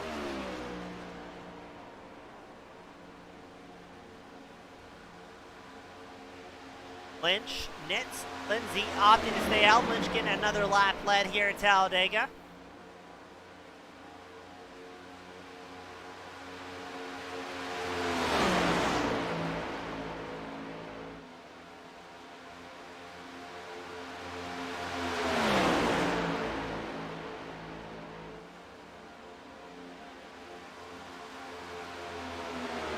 Be interesting to see. Now, we're still waiting for these top 3 drivers to come down pit road. If we go a little bit further back to what is now 4th, John Hinchcliffe is linked up with Greg McDaniel. 2.4 seconds back is Michael Dow, who has Jeff Lyden with him. So the field pretty spread out here. Who's going to start working together and start blasting up through the field?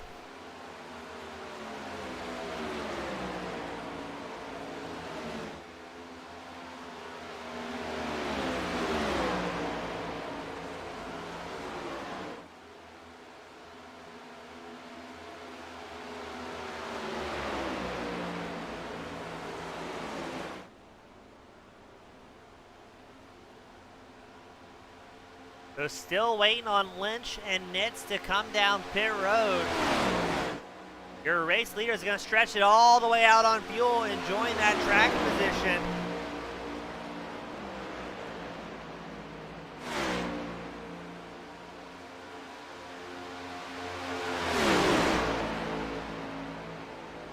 They've got a few lap drivers in the mix. Yeah, I've got to agree with the fans here. I love to see green flag stops, green flag racing. Really allows these drivers to show their mental skills as well as racecraft, as well as their driving skills. But we've seen races for certain won or lost here at the Metro Ford Cup Series, and I think tonight's not going to be any different. It's going to be who has the best strategy and the best friends out on track to link up with and make something happen. And this may change as Brian Glass shows involved in a crash. What happened to Glass? Will the caution come out as he sits there? He takes a tow back to pit road, so no caution. But let's see what happened to Glass with the 87 machine. He's being pushed by Jones, it looks like. Oh, Jones just hooked the 87, and what a massive hit for Brian Glass. A front runner who had so much potential. Well done backing out of the raceway, but his race will be done.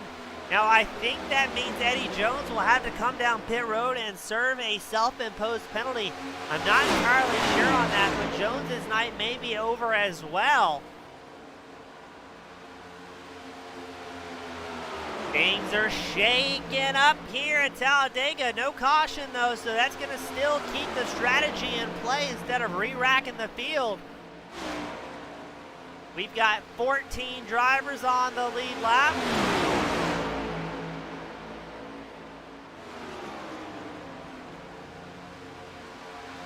And yes, Eddie Jones comes down pit road.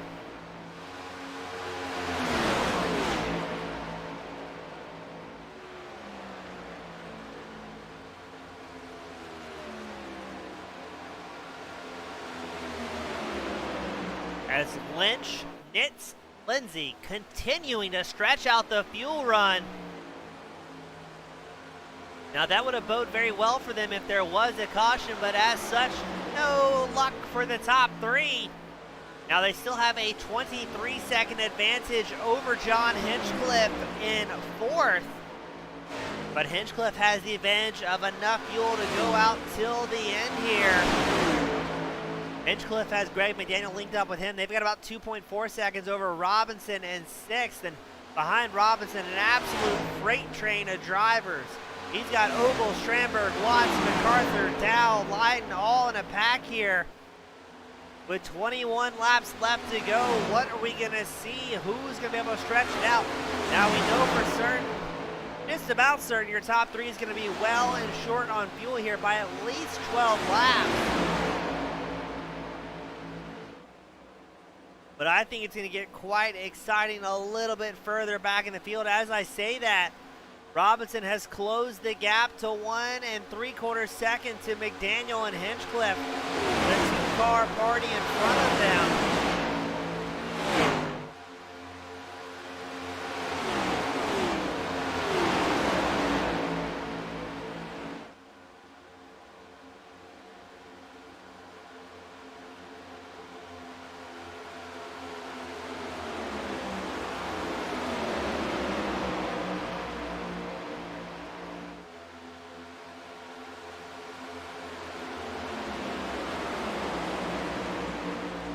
Robinson has his teammate Ogle in tow. Here they come, catching up to the back of McDaniel and Hinchcliffe.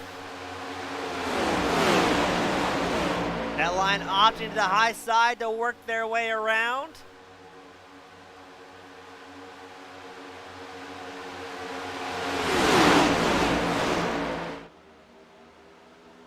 There's Hinchcliffe in the 50, McDaniel in the 30. Robinson in the number 23 machine blasted along the outside line, linked up with Ogle. This could be the potential battle for the lead as Lynch, Nitz, and Lindsay have yet to come down pit road for their final stop. The laps rapidly clicking off here. Robinson won last week at the dirt race at Bristol. He would like nothing more to keep that momentum going, making it 2 in a row. But you know what they always say, you don't want to be the first driver on the last lap of the super speedway, as it puts you in a prime position to see some drivers pushing their way around you using those big pushes. And keep an eye out on Watts in the 84 machine. He's currently showing 7th.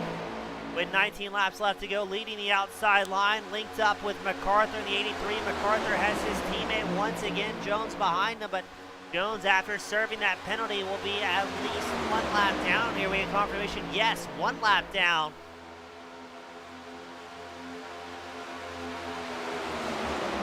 Will we run this thing all the way out on green, or will we see a late race caution throw in a mix into the plans of all the drivers?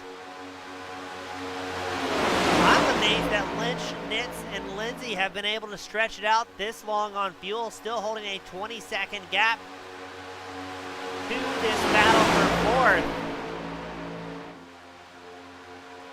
Surely those three may be banking on the late race caution to save them from a green flag pit stop.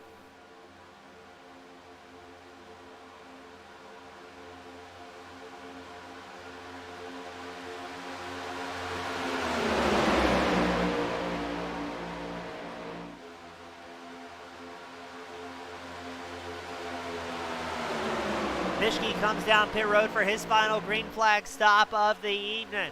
The $1 million question, will we see the yellow flag fly before Lynch, Nitz, and Lindsay find themselves on pit road? Before, they do not want a green flag stop here if they can help it. Because the freight train of Titan behind them, too wide, about 6 rows deep. Robinson on the inside line, Hinchcliffe on the high groove. Starting to gain some ground to those top 3 who have yet to pit. Robinson linked up with his teammate Ogle. They're going to be working together. Watts trying to push the 50 of Hinchcliffe further towards the front as McArthur sits third on the high line. Strandberg third on the inside line to 58.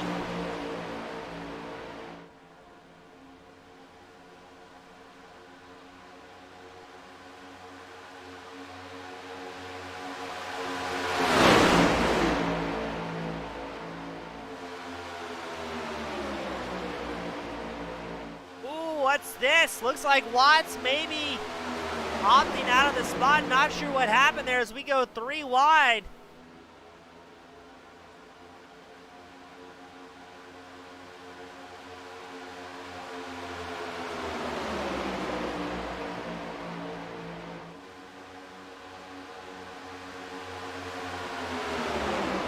Lynch, Nitz, and Lindsay still stretching it out as this big pack's been gaining ground time after time, about 8/10 per lap faster for Hinchcliffe and Robinson leading the charge here. We see a couple drivers getting set up for a pit road entry. That was Michael Dow and Jeff Lydon.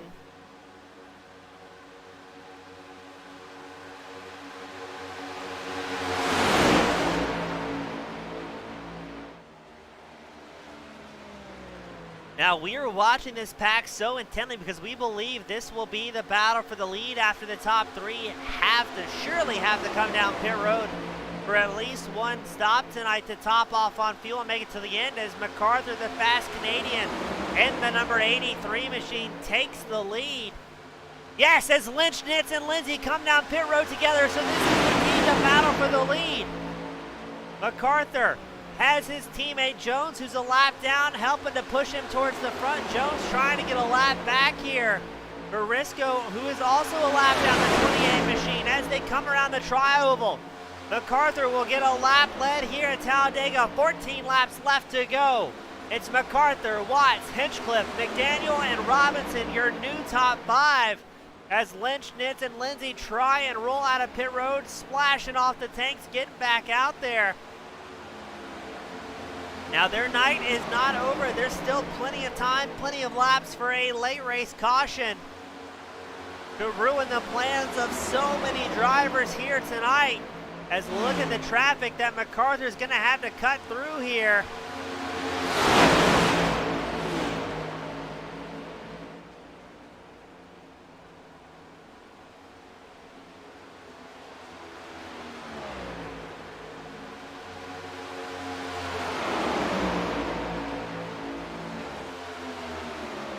Here we go, McArthur getting another lap lead. He's up 14 positions. Not having the qualifying that he was looking for, but now he's got some momentum built up. A teammate behind him who wants a lap back, but keep an eye out on Ogle on the inside line. I think he's going to link up with Robinson here. What's this? Nitz in the 35 machine has to come back down pit road. I wonder if he got some sort of penalty there.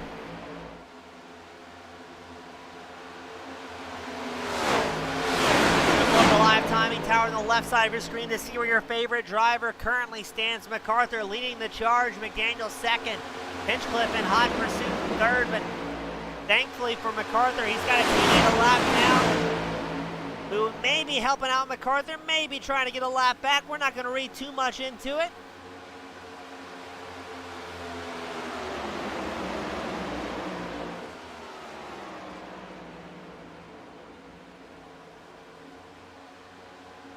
As yes, I believe Nitz had a stop and go penalty.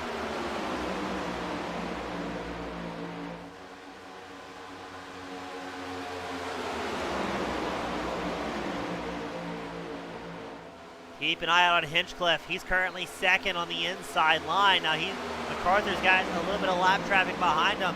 That's gonna maybe try and be an asset, but no, around goes Ogle. Robinson in the mix. The yellow flag is out. Carnage here with Michael Watts. 3 big drivers have absolutely binned it. Robinson, Ogle, the 2 teammates, Michael Watts in the 84. A ruined race car. Their race is over as we take a look. Let's get another angle on that. But man, oh man, Ogle tied up in a massive hit. What on earth just happened here, ladies and gentlemen? Let's slow this down for the fans. We're looking at Ogle in the number 11 machine. The White Claw Seltzer-backed Ford Mustang. There's Watts right behind him in the 84, also on the Ford. Where does this go south? Looks like Watts takes a peek on the outside line. Robinson tries to follow him. Watts maybe made a miscalculation, maybe got hit from Robinson. We're going to take one more look at that, but look at the massive hit for Ogle. Up and over goes the White Claw, crunching the can on the number 11 machine. Robinson with massive damage as well. Who is that comes in the fray, also helping to just kind of smash the number 23 machine? But Ogle, man, oh man, a couple of big hard hits. Let's take one more look at that.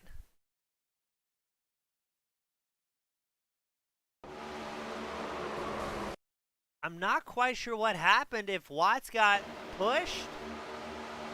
No, Watts just got loose on his lonesome, and that's what collected the two teammates from Team Miata. But look at the absolute massive hit for Tom Ogle. At least the brakes still work, because everything else on that car absolutely ruined. And just as the fans were expecting, a late race caution, as we've got carnage at Talladega, and we're going to whittle it down to 8 drivers on the lead lap. But I think Robinson, no, 7 drivers. I think Robinson's going to be done and out of this one.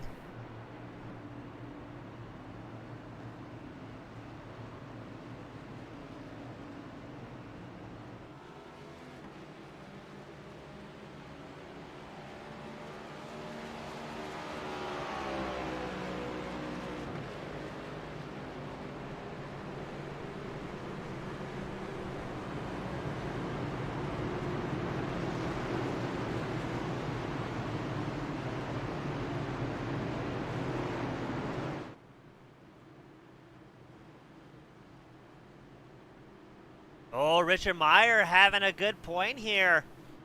McCarthy going to lose an ally up front. I think that is going to be Jones getting the wave around with a lucky dog. This is about to get extremely exciting, ladies and gentlemen. Robinson in pit road. I think he's going to stay there for a while, as he sustained massive damage on the 23 machine. So unfortunately, his chances of a back-to-back victory slipping through his fingers.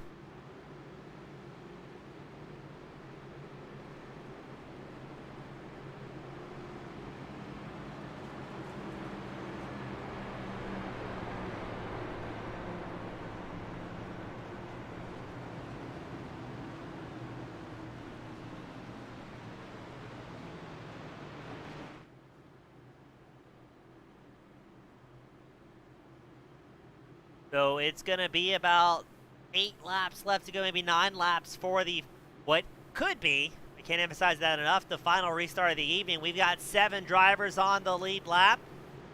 It's going to be McCarthy, McDaniel, your front row, Hinchcliffe, Strandberg, your second row, Lynch and Lindsay, your third row. And Eddie Jones will round out the 7 drivers on the lead lap. This is our second caution of the evening.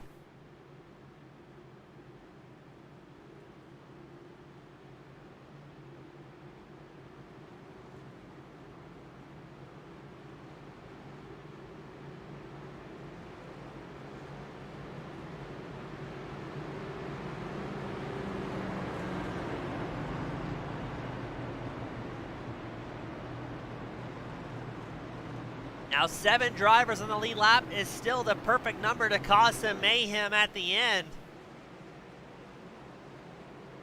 as these guys have everything to gain and not a whole lot to lose. Now McCarthy, your current points champion, he really just needs to bring home a finish, not even a win, as he knows Robinson will be ineligible to gain a whole lot of points. So anywhere in the top 5 for McCarthy will be a good goal, as he is currently 24 points ahead of Robinson coming into tonight. But you've got guys like Eddie Jones, Andrew Hess. Well, Hess is already out for the evening. So right now, I think it's going to be Eddie Jones who has the most to gain here on the number 14 machine. He is third in points 20 points behind Josh Robinson, who we saw with massive damage. So with Jones starting 7th on the inside line, if he can work up towards the front, he may be able to gain some very needed points here in the championship.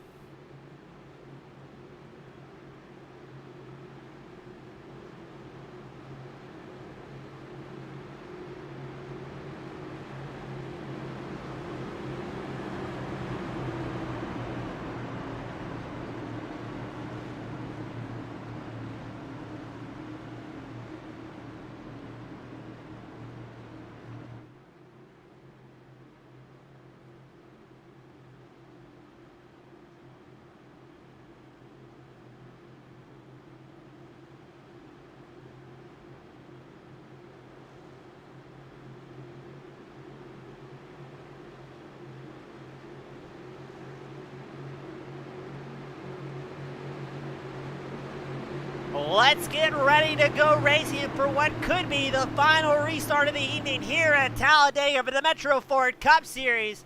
Also brought to you by Kimball.net and Victory Lane Sports. It's McArthur and McDaniel on the front row. McArthur, your current points leader. And it's going to be action-packed. 8 drivers on the lead lap. Robinson's going to try and limp it along in the 23 machine. Green flag is out. Away we go. McArthur on the inside line. McDaniel working the high groove. Right behind them, you've got Hinchcliffe and Strandberg. 2 drivers that have been pushing hard, but with guys such as Ogle, who are out of the race, as well as Michael Watts. It's going to be interesting to see how this one shapes up. Here comes McDaniel with a big run, getting pushed by Strandberg's 58 machine. Will McDaniel leave Strandberg out to dry and hop down the inside line? Or are they going to work in tandem? On the inside line, it's McArthur, Hinchcliffe, and I believe Lindsay in the number 9 machine, the 24 machine, excuse me. No, that is. That's Lynch in the 9 on the inside. He's the 3rd car in line, and here we go, the battle for the lead, as McDaniel plants the number 30 machine squarely in the middle of the raceway, trying to run both the lines here at Talladega. He's still got 7 laps left to go for those heavy blocks to pay out for him without getting sent back to the hauler. Because once that white flag comes out, there's no friends left on the racetrack. As now McArthur gets a hearty push to the inside line, taking back over the lead from McDaniel. Everybody's got a dance partner here. McArthur pulls about 0.07 of a second over Hinchcliffe.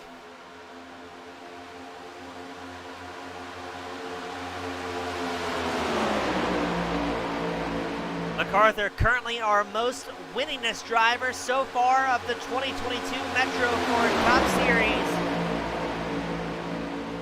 Wants to extend his points lead, but Greg McDaniel on the high side has other plans here. He wants to keep things going.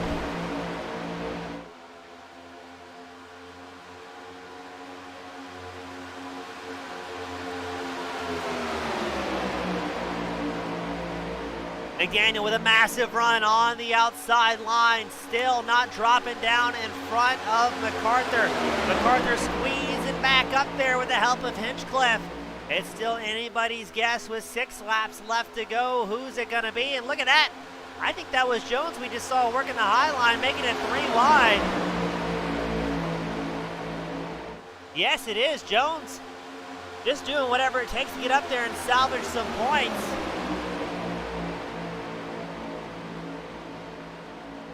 He's trying to get around Robert Garisco, who I believe is a lap down here.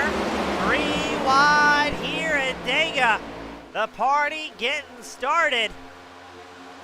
Up ahead, it's still McArthur, McDaniel, Strandberg showing us your top 3, but they swap back and forth several times a lap. Oh no, contact!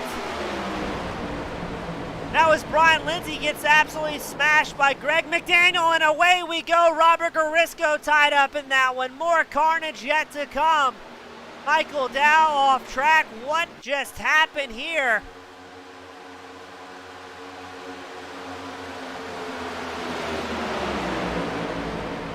Was it two separate? No, my goodness!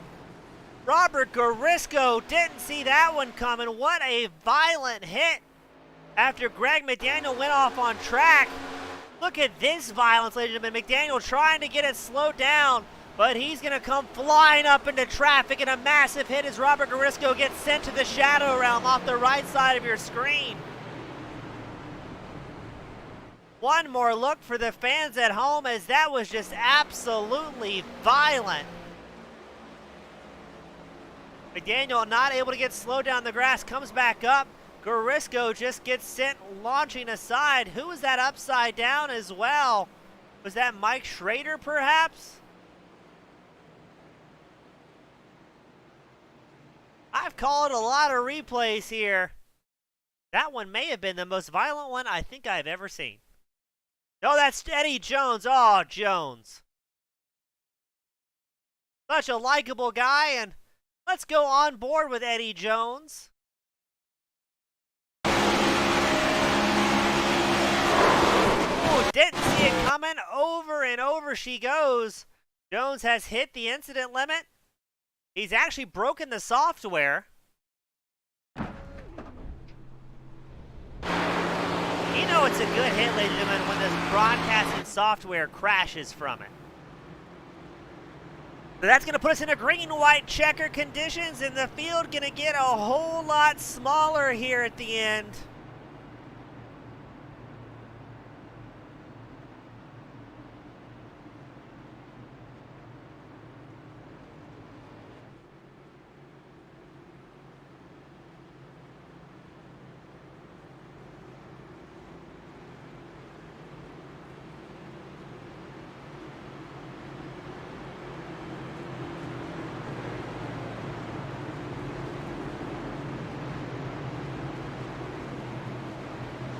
You know what, folks? I think we've got time. Let's play it back one more. Taking our Metro Ford Cup Series. Looks like McDaniel just got hooked ever so slightly. Does everything he can to woe it up, but keep an eye out as KimBowl.net car. It's going to go bowling indeed. Right up into traffic, and then carnage for a large portion. Look at the 17 machine able to snake through there as McDaniel holds on for dear life. The perfect strike here at the end of Talladega.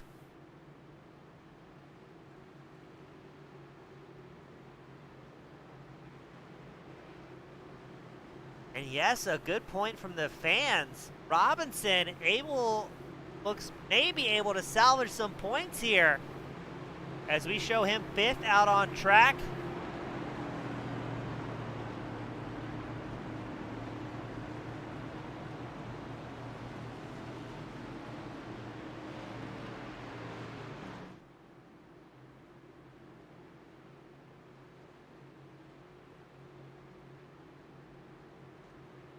As we still have 7 lead lap cars that we can tear up here at Talladega.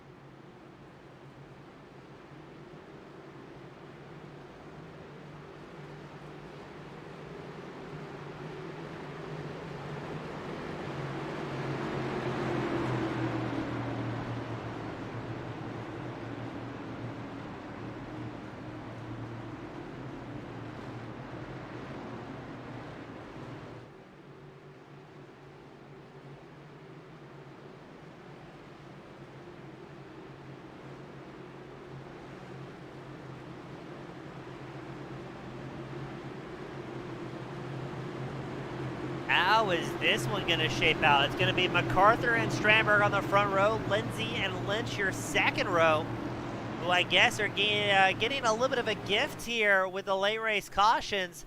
Hinchcliffe and Robinson round out your third row, and Rick Nitz will be on the fourth row as our last driver on the lead lap.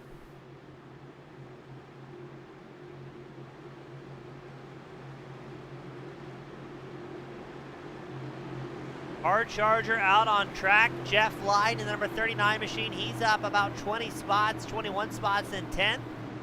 It will be a lap down here.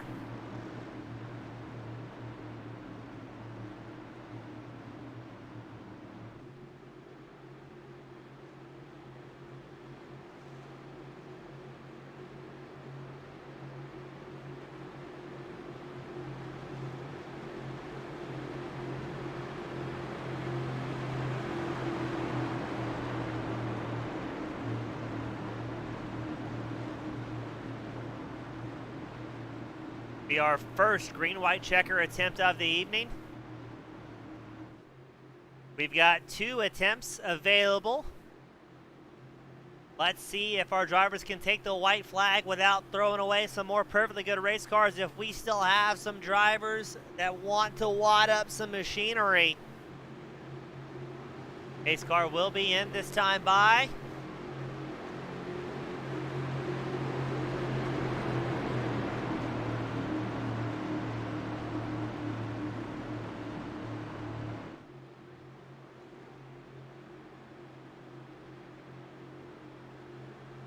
Like they're going to wait for the green flag here. Robinson looks like he's hinting towards the inside line with the heavy damage, maybe letting drivers know behind him, hey, I'm driving slow here. Ace, let's go racing. Green flag is out for what could be the final time. Robinson does exactly what we were expecting, hopping down the inside line. Who's it going to be up front, though? This shows McCarthy's your race leader up on the high side. Kevin Strandberg down low. You've got Brian Lynch as well as John Hinchcliffe giving their support to the 83 machine. Now, if we can take the white flag without throwing it away, we'll bring this home to the end as we got some heavy blocking going on up front. Lynch and McCarthy side by side. Hinchcliffe out in the high line. It's going to be exciting here at Dega as, look at this, Hinchcliffe drops down low in front of McCarthy. Couldn't have been a piece of paper between the two. McCarthy goes high once more. Lynch looking good here as the white flag will be out this time by, but what's the outside line got left for him? Will we see a block from Lynch as it's going to be McCarthy taking the white flag? Oh, this is going to be something here. We will run this thing out to the checker for better or worse. It's McCarthy, Strandberg, Lynch, your current top 3. McCarthy in a precarious position as he knows some drivers behind him are going to get set up for a big run here. Will we see McCarthy drop down low into turn 3?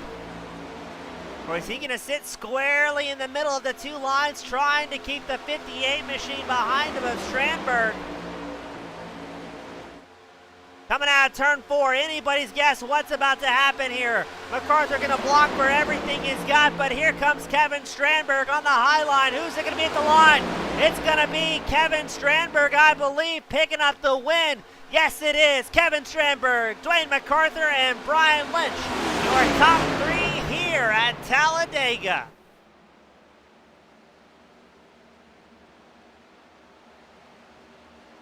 Boy, great racing, bringing it home under a green flag for that green-white checker finish.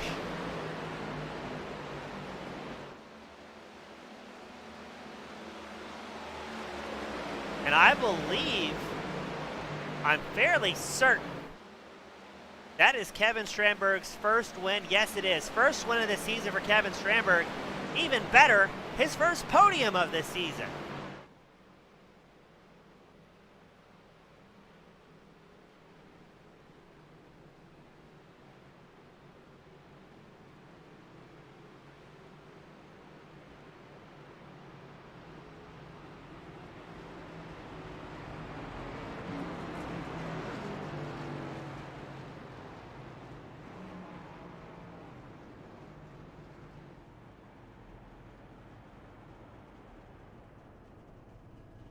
As it shows Strandberg, McCarthy, and Hinchcliffe taking the podium photos. I thought it was Lynch,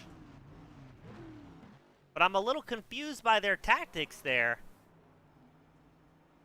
As Kevin Strandberg gonna burn it down here at Talladega, a well-deserved win.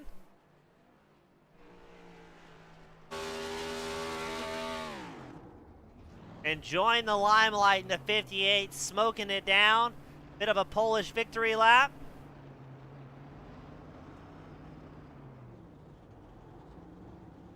We got McCarthy on standby, waiting for Strandberg and Lynch.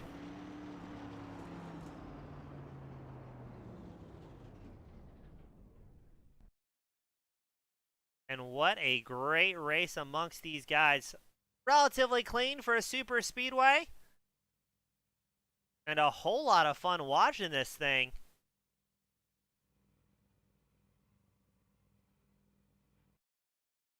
Still waiting for Brian Lynch to get up here in the number 9 machine. And no, we're going to have an audible.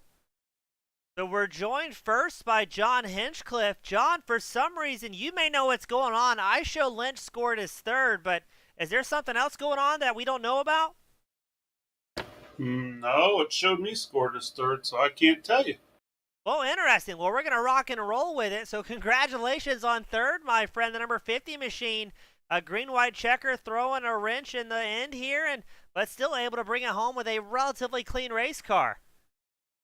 Yeah, I was trying to keep it clean. Unfortunately, I got in the back of McDonald there, and I think I caused part of that wreck. But it was a fun race. Yeah, it seemed like it was a little bit white knuckle. Only a 7 incident point limit available to you guys. So what's the plan with that low limit to try and survive out here to the end? Just trying to stay off of people, trying to keep them clean, and try to save it for the end there. Awesome. John, great time talking to you, man. Good to have you back up here in Victory Lane in the number 50 machine. A hard-fought third. And who do you want to give a shout to that helped you get out here this evening? Shout out to my family and my sponsors, Forcia and Peerless Steel, for sticking with me, and hope to get a win in there sometime this year. Awesome. John, great time talking to you, my friend. Congratulations and good having you up here. Thank you, James. That was John Hinchcliffe, I guess, finishing third. Still not quite sure on these results, but up next we got Dwayne Mccarthy, the fast Canadian, bringing home a resounding second. Dwayne, it looked like things were getting a little bit hairy there at the end. Yeah, there was some people making some moves, getting some runs. There's some damaged cars in there making the runs and the lines energy a little bit strange, but found myself near the end with a couple of friends nearby, so that was nice. Now, Dwayne, week in and week out, we kind of talk about how these super speedways, you're kind of playing the draft lottery. You don't know what you're going to get. You're not sure who's going to get wrecked, who's going to come out on top. So, as the points leader, how worried were you coming into tonight that you could see that lead slip away if we had a little bit of misfortune on your side? Yep, pretty much exactly my thought process, especially after I don't know what I did in qualifying there, but put myself right in the middle of the hornet's nest, and then we all had an early checkup early and put the reality in my head, so tried to just stay at the back of all the lines and save as much fuel as we could. There was a outside chance that we could stop it, but that faded pretty quick. So, but definitely afraid of rolling. Looks like a lot of people lost the lottery roll there. I feel bad for them all, and glad we stayed out and kept it clean and got all the points we could.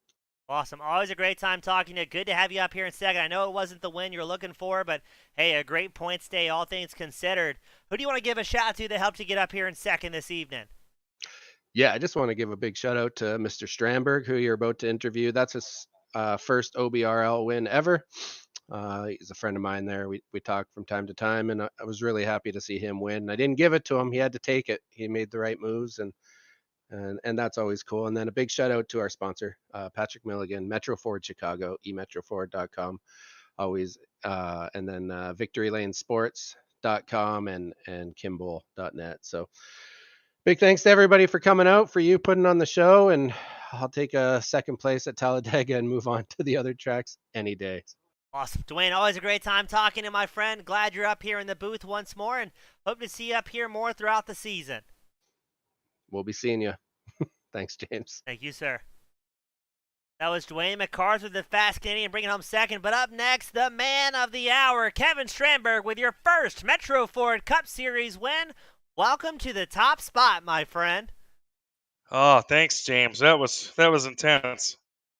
Now, Kevin, we were kind of talking about you throughout the broadcast tonight. Maybe a bit of a dark horse. It seems like you have great nights or you have terrible nights, but nowhere in between. So, what did it take to come out tonight, pick up that first ever win, and a relatively clean Chevrolet by the time it's all said and done? Well, I just figured it's these super speedways are all about track position, and at the end, it's like everyone just rides around till the end. And I thought my plan was just to ride around, kind of on the bottom line, just take care of the car and not do anything stupid. And then at the end, just hope I'm in the right position, and it worked out. Now, Kevin, at that green and white checker, were you a little bit afraid that there was going to be some over aggressiveness out of any of the drivers that would have maybe put you in a bad spot, or were you pretty trusting of everybody you were around? I was trusting everybody, but I thought maybe someone would pull up on that third line and try to do something. So I was kind of checking the mirror, looking at it, going, well, what do I do? And it played out perfectly. Well, awesome. Well, Kevin, now after your first win, you've got a lot of momentum built up, my friend. What's the plan for the rest of the season? We're going to Dover next week. We've got Darlington. We've got some very interesting tracks that you're going to be making your way out on. Any chance we're going to see you back up here more often, or are you a little bit apprehensive of some of the upcoming races? Well, I'm hoping to get better and do better. I've learned a lot in this league, and I think it's kind of paying off. So I hope to start finishing more in the front, and I've been doing a lot of bonehead moves that are taking myself out. So I got to work on that as well. But yeah, I hope to be up front. Awesome, Kevin. Great job, my friend. Good to have you back up here for the first time in the top spot. What better way to get up here? Good to have you, man. Congratulations, and you've got the privilege, the pleasure, the final send-offs of the evening. Any friends, family, sponsors you want to give a shout to, the floor is now yours. Yeah, I'd like to thank Durrell Racing. Davey Durrell kind of sponsors my car here, and I hope he's watching because this one's for him. Teammate John Hinchcliffe, Dan Hill, and then I couldn't have done a lot of this also without the help of Dwayne, Ogle, Josh, and Eddie. I've been picking their brains since I got in this league, OBRL league, and it's paying off. Them guys are a huge help as well. Awesome, Kevin. Congratulations, my friend. Hope to have you back up here in the near future, and great time talking to you with your first win. All right, thanks, James. Thank you, sir. And that was Kevin Strandberg picking up his first win of the season. I believe it's first win ever, as was confirmed by Dwayne McCarthy. Now, these are the unofficial results. Kevin Strandberg in the top spot, Dwayne McCarthy running second. And we got word, yes, it updates. John Hinchcliffe finishing third here tonight. Well done to all these racers. Great time being back up here in the booth with the Metro Ford Cup Series. Sponsored by Old Bastards Racing League, Metro Ford Cup, VLS, Victory Lane Sports, as well as KimBull.net. My name's James East. Thank you all so much for tuning in on a Sunday afternoon, and we look forward to seeing you same time, same place next week. Have a great night, everybody.